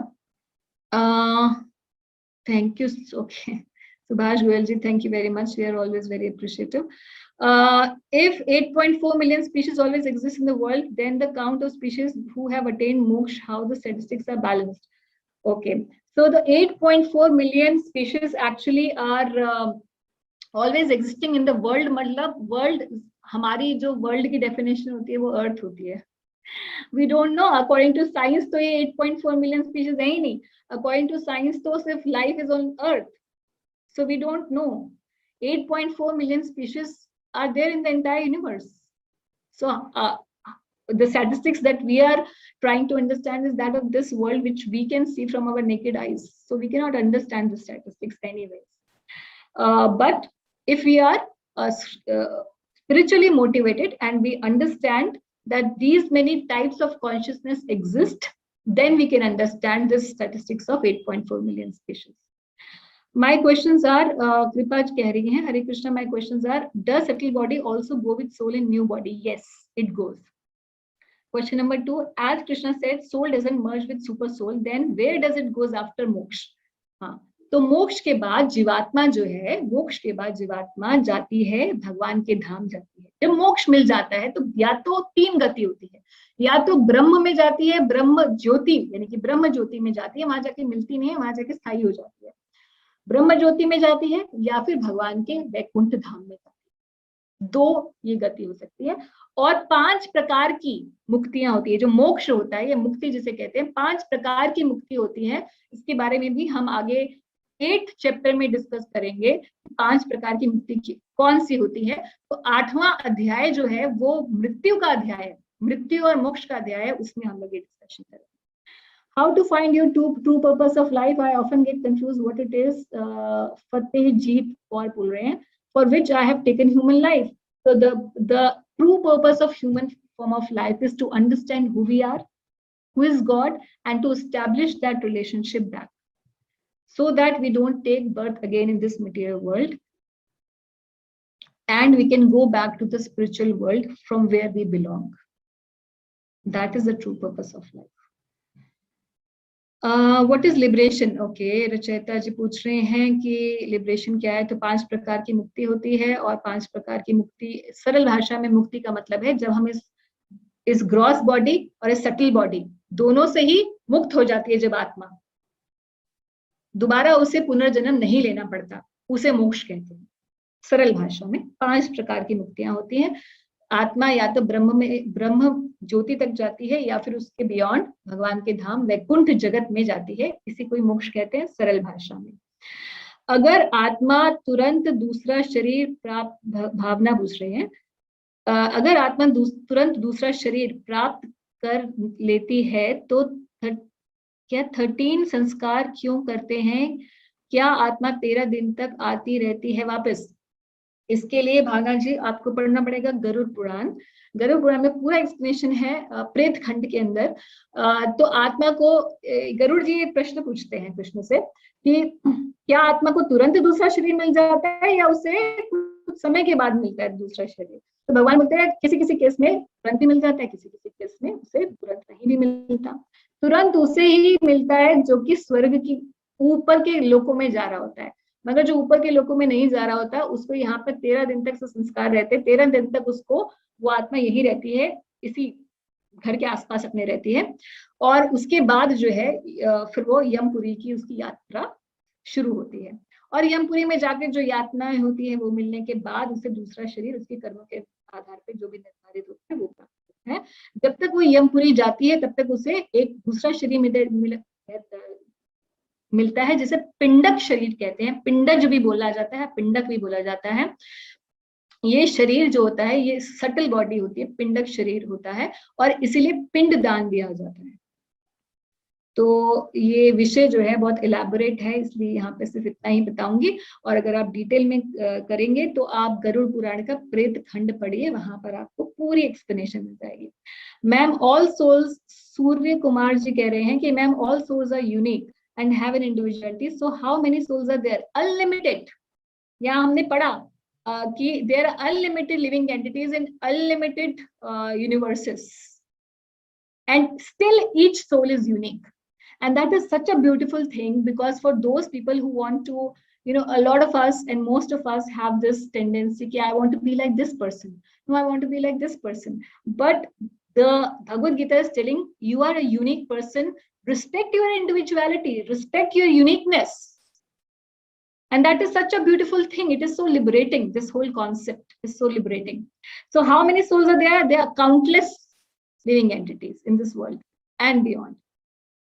Harish Chandra ji बोल रहे हैं are post death rituals necessary for gati of soul? Yes, they are necessary, क्योंकि ऐसा कहा जाता है कि जिन लोगों को पोस्ट डेथ जो ये हमारे जो संस्कार होते हैं, मृत्यु के उपरांत जो संस्कार होते हैं वो नहीं मिलते हैं, तो उनकी गति अच्छी नहीं होती है, उनको ज्यादातर से जो है उनको भटकना पड़ता है ऐसी जीवात्माओं को। और अपितु ये बात जरूर है कि जो भगवान के भक्त हैं उनके लिए ये मैटर नहीं करता। 8th चैप्टर में हम पढ़ेंगे भी भगवद गीता के, मगर जो बाकी जनता है उनके लिए ये जरूरी है कि उनको संस्कार मिले, और जो दाह संस्कार नहीं मिलता है तो उनकी गति नहीं हो पाती है, ऊर्ध्वगति नहीं हो पाती है, और वो भटकती रहती है जीवात्मा, और फिर उसको किसी प्रकार से दूसरा शरीर बहुत समय के बाद जो है मिलता है, मगर बहुत कष्ट उसे उठाना पड़ता है। प्रश्न है 54 new messages, okay, and we are 7 o'clock already, so will try to see जो अच्छे प्रश्न हैं रिलेटेड टू द सब्जेक्ट वो हम देखेंगे। ओके, सोनिका प्रियदर्शनी जी का क्वेश्चन है, Hare Krishna, why Krishna give memory to few people after his rebirth? Most of us don't have memory of our last birth. Just a moment. Most of us don't have memory of our last birth. Then what is the reason that some souls change their body, still they have memory of their last birth? तो ये प्रश्न बहुत ही ज्यादा पूछा जाता है कि जी हाँ, कई लोगों को तो अपने पुराने जन्मों के बारे में पता है, मगर हमें क्यों नहीं पता, और भगवान कुछ ही कुछ लोगों को क्यों बताते हैं?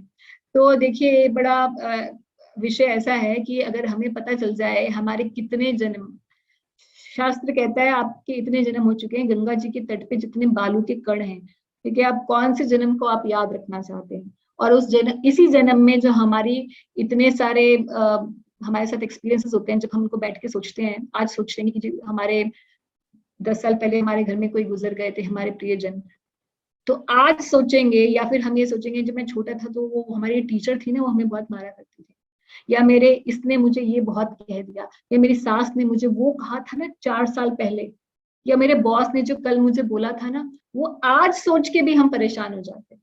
तो सोचिए इतने बालू के कणों जितने जितने हमारे बर्थ हुए हैं, अगर वो सारी मेमोरीज हमारे पास अभी हो तो हम जी पाएंगे? And the other thing is that soul's the purpose of the soul coming here in this material world is to enjoy. So it is defeating. The whole thing is defeating with the purpose why living entity is coming here to enjoy.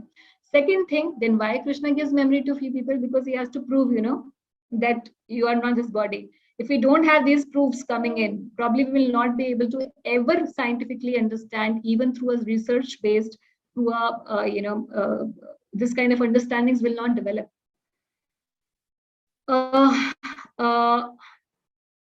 Ritu पूछ रहे हैं कि आत्मा and प्रेत can enter any body? No, not necessary. प्रेत आत्माएं, जो प्रेत आत्माएं, उनके अधिष्ठाता देवता जो होते हैं वो है, अधिष्ठाता देवता का मतलब उनकी कंट्रोलिंग डीटीज, वो है महादेव, यानी कि शंकर जी।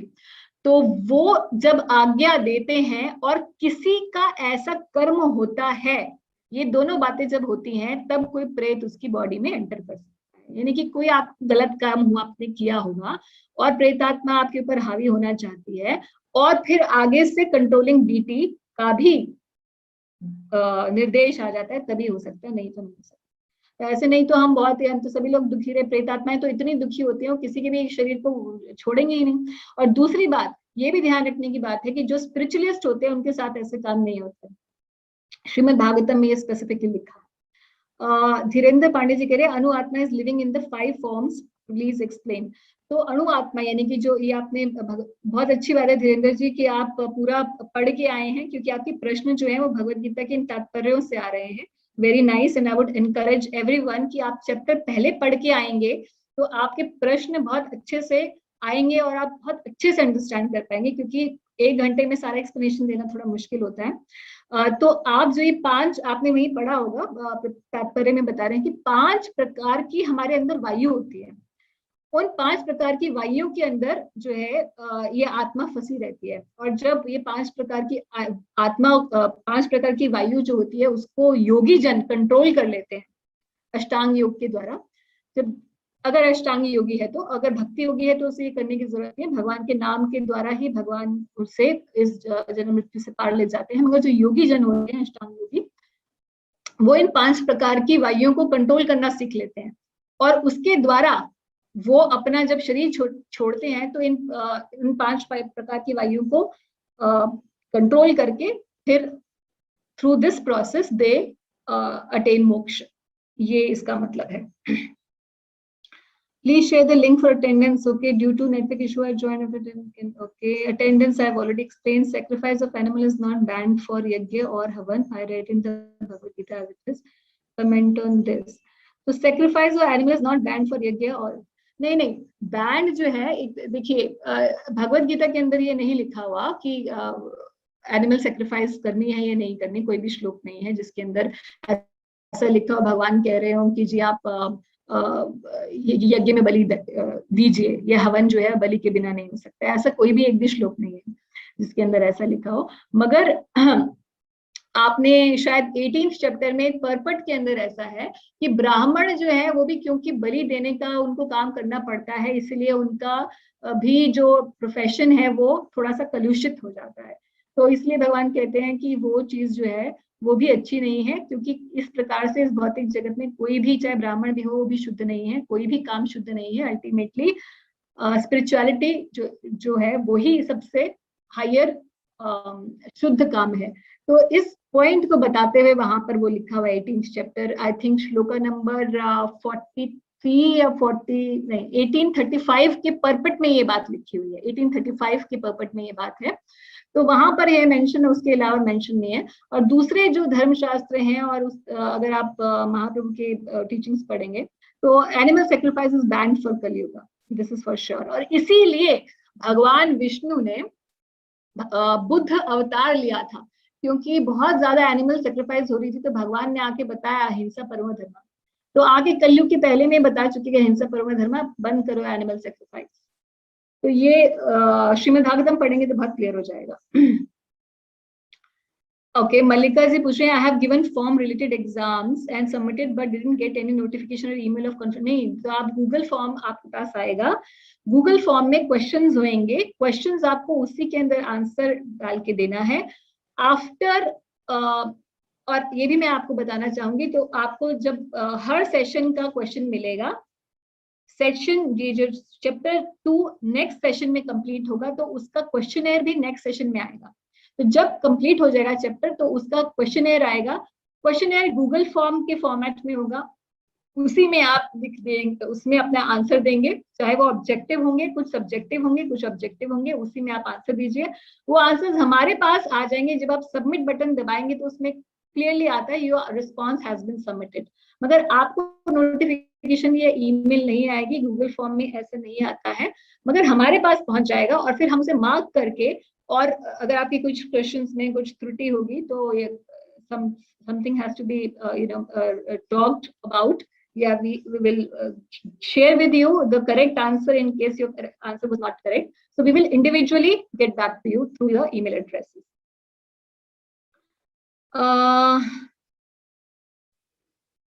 विक्रम सिंह पूछ रहे हैं, any reference for male soul and female soul time period? नहीं जी, ऐसा मेल सोल फीमेल सोल कुछ नहीं होता, सोल इज सोल। जो मेल एंड फीमेल है तो बॉडी में होता है सिर्फ। Ashish Dhiman is the description of supreme God Krishna in the Vedic scripture before they born as son of Devaki. हाँ जी बिल्कुल, भगवत गीता में भगवान चौथा अध्याय खोलिए और चौथे अध्याय में भगवान खुद ही बोल रहे हैं कि जी ये ज्ञान जो मैं अर्जुन तुम्हें दे रहा हूँ भगवत गीता का, ये मैंने सूर्य के देव विवस्वान को दिया था। कब? करीबन 12 करोड़ साल पहले। तो सन ऑफ देवकी तो 5000 साल पहले उसी अर्जुन के साथ कॉन्वर्सेशन में थे, उससे पहले भी एग्जिस्ट थे। ये डिस्क्रिप्शन सबसे पहले तो भगवत गीता में भगवान स्वयं ही दे रहे हैं। उसके बाद भगवान ये भी बता रहे हैं कि मैं हमेशा अजन्मा हूँ, अविनाशी हूँ, और भगवान ये बता रहे हैं कि जन्म कर्म मच्चमे दिव्यम एवं यो वेति तत्वतः त्यक्त्वा देहम पुनर्जन्मा नेति मामेति सोर्जना। आप चैप्टर 4 भगवत गीता को खोलिए, 4.1 से 4.10 तक पढ़िए विद परपट, तात्पर्य के साथ, आपको क्लियर हो जाएगा। आशीष जी। हेमा झा पूछ रहे हैं, कुछ लोग पूजा और जाप करते हैं चित्त शांति के लिए, rather reading and knowing the principle there is ग्रंथ, आर दे मिसलेड? तो ठीक है, किसी भी तरीके से कर रहे हैं अच्छी बात है, मगर अच्छा ये रहेगा कि अपने प्योरिफिकेशन के लिए जब हम ये सब करें, सिर्फ शांति तो अपने आप ही आ जाएगी, प्योरिफिकेशन के लिए करेंगे, और प्योरिफिकेशन तभी होगी जब हम संबंध को समझेंगे, उस ज्ञान को समझेंगे, तभी प्योरिफिकेशन होगी, क्योंकि application is based on understanding, right? Dhirendra, यज्ञ का अर्थ भगवान विष्णु है, इसका क्या मतलब है? ओके, तो यज्ञ का अर्थ भगवान विष्णु है, इसका मतलब ये है कि यज्ञ पुरुष भगवान विष्णु है। यज्ञ का मतलब है ऐसा कोई भी काम जो भगवान विष्णु की प्रसन्नता के लिए किया जाए, इसीलिए यज्ञ को विष्णु ही कहा गया है। जैसे आप भगवत गीता सुन रहे हैं, मैं सुना रही हूँ, ये काम भगवान विष्णु को बहुत पसंद करता है, तो ये सुनना और सुनाना, श्रवण और कीर्तन, ये भक्ति का ही काम है, ये यज्ञ ही है। स्वाध्याय एक यज्ञ है। चौथे अध्याय में आप पढ़ेंगे कि भगवान अलग अलग यज्ञों की चर्चा करेंगे, उसमें बोलेंगे स्वाध्याय एक यज्ञ है। तो ऐसे जितने भी यज्ञ, जो भी काम भगवान विष्णु की प्रसन्नता के लिए किया जाए, उसे यज्ञ कहते हैं। ओके, हरीश चंद्र सिंह पूछ रहे हैं, why only few living beings are attracted towards Krishna, why not all? Because there are different levels of consciousness in this world. भगवान कहते हैं कि भगवत गीता में आएगा कि मनुष्य नाम सहस्त्रेषु कश्चित् यदति सिद्धे। मनुष्यों में सहस्त्रेषु, मनुष्यों में कोई सहस्त्रों में, यानी कि थाउजेंड्स में से कोई एक होता है जो कि सिद्धि प्राप्त करता है। मनुष्य नाम कश्चित् यदति सिद्धे, और फिर बोलते हैं उन सिद्धों में से भी जो मेरे को वासुदेवम सर्वमिति जानता है, ये बहुत ही दुर्लभ है।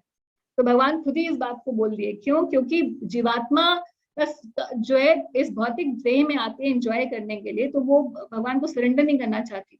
This becomes nature. और जब वो सरेंडर करती है तो वो भगवान के भक्त बन जाती है, तो उसे ऐसे ही जीवात्मा फिर बहुत ही कम होती है। इसलिए भगवत गीता सुनने के लिए ऐसा ग्रंथ है जो कि योग शास्त्र है, ब्रह्म विद्या है। इसको सुनने के लिए हमारे पास अभी कितने लोग हैं? कुछ ही लोग हैं, राइट? तो diamonds can be bought only by few people, not everybody can buy diamonds, है ना। Does the आत्मा also leave subtle body if it goes to Golok? हाँ जी, जब आत्मा की गति होती है, मोक्ष प्राप्ति होती है, तो सटल बॉडी भी छोड़ देती है। अच्छा, okay. Manjusha ji, thank you very much for appreciation. Okay, Somashree पूछ रहे हैं कि Hare Krishna, when someone makes wrong choices, who is doing that, soul और माइंड? बहुत ही अच्छा प्रश्न है कि आत्मा गलत चॉइस करती है या माइंड करता है। देखिए, इसके अंदर बड़ी एक इंपॉर्टेंट बात यह है, हम जीवात्मा हैं, जीवात्मा जो होती है वो इच्छा करती है, और शरीर जो इंक्लूडिंग मन बुद्धि अहंकार जो है, subtle body and gross body, उसे परफॉर्म करती है उस एक्शन को। मगर जैसे हम काम करते हैं, मान लीजिए कि मैंने कोई चोरी की, सबसे पहली बार तो मैंने चोरी की, मेरी मतलब जो आत्मा है उसने ऐसी इच्छा की कि मैं चोरी करूं, चोरी हो गई। अब मन में ऐसी वृत्ति आ जाती है कि अगली बार मेरी चॉइस ही चोरी की होगी, तो जो चित्त वृत्ति है वो ऐसी बन जाएगी। तो इसका मतलब ये है कि एक्चुअली इनिशियल जो इच्छा है, तो there is a twist in this ना, कि इच्छा करने वाला तो जीवात्मा होता है, मगर जब वो कोई गलत इच्छा कर लेता है तो उसके बाद एक साइकिल शुरू हो जाती है मन के द्वारा। इसलिए कई बार हम सोचते हैं कि अरे मुझे सुबह जल्दी उठना है, इच्छा कर रहा है जीवात्मा, मगर मन जो है इच्छा की पूर्ति नहीं होने देता। सुबह जैसे ही अलार्म बजता है तो स्नूज बटन ऑन हो जाता है, माइंड बोलता है अरे नहीं नहीं अभी जल्दी नहीं उठना। तो then this is how it plays. Okay,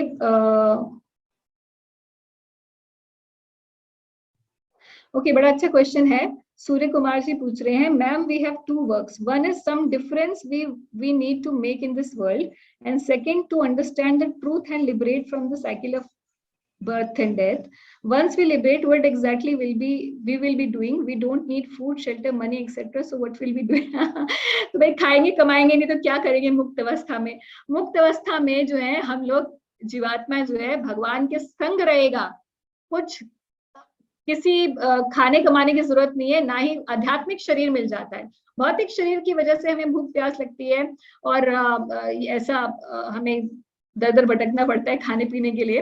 but once that is over, जैसे ही जीवात्मा अपने मुक्त स्वरूप में आती है तो उसकी ऐसी कोई भी रिक्वायरमेंट नहीं रह जाती, केवल वो भगवान की सेवा करता है, प्रेम से सेवा करता है, और बहुत is free to move around wherever he wants. जैसे अगर मुझे अभी कहीं भी जाना है तो मुझे I'm not free to move around, right? But when we are liberated, we can move around in any of the universe. We can go, we can travel, we can do anything that we want in this, and we can live in the spiritual world with all things provided for us. We can enjoy with the Lord in the spiritual world. How can soul communicate with gross body? Okay, Vaibhavi पूछ रही हैं कि how can a soul communicate without gross body? हाँ, तो soul communicate नहीं कर पाती, इसलिए जो सटल बॉडी में जो मन बुद्धि अहंकार का जो शरीर मिला होता है, मन बुद्धि अहंकार तो होता ही है, सटल बॉडी होती है, मगर एक पर्टिकुलर घोस्टली बॉडी होती है जिसके अंदर भी कुछ इंद्रियां होती हैं, इसीलिए वो कम्युनिकेट कर पाते हैं। जो भूत प्रेत की अगर आप बात कर रहे हैं तो soul can communicate without gross.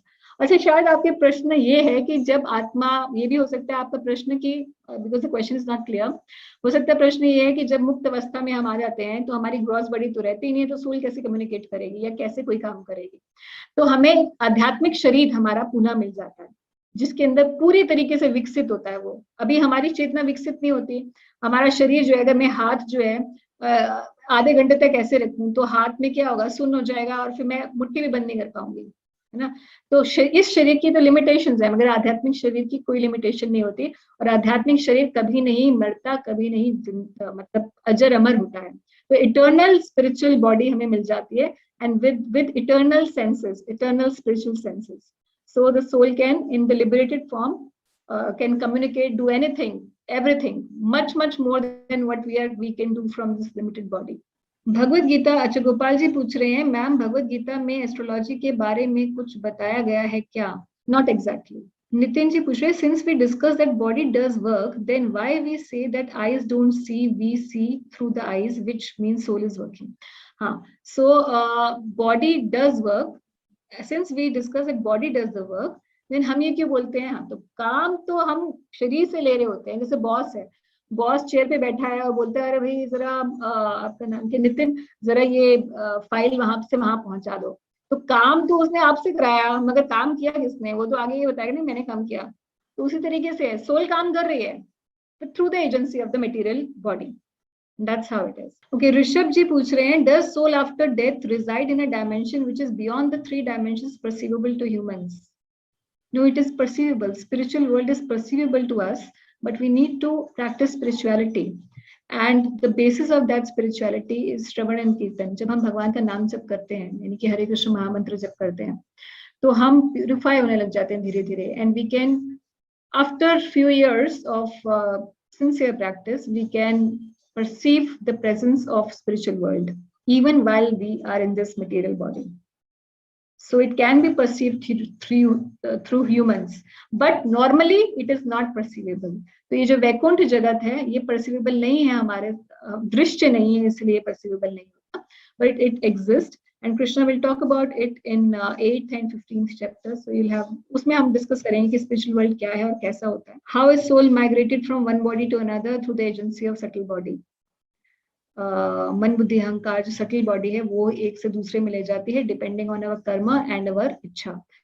And all this is done not by the soul, by through the various agencies, demigods, devata appointed by Krishna to do this work. Atma lives in one body. जी हाँ, एक शरीर के अंदर एक आत्मा होती है और एक परमात्मा होते हैं. हालांकि और भी जीवात्माएं हमारे कीटाणु के रूप में हमारे शरीर में रह सकते हैं. I think most of the questions are already done, and I hope you enjoyed the session and you've got some perception about the concept of soul. So thank you very much for joining, and we'll do our next session next Saturday. We'll complete 2nd chapter and then we'll also do 3rd chapter. So thank you very much for joining, and we will see you on next Saturday. Hare Krishna.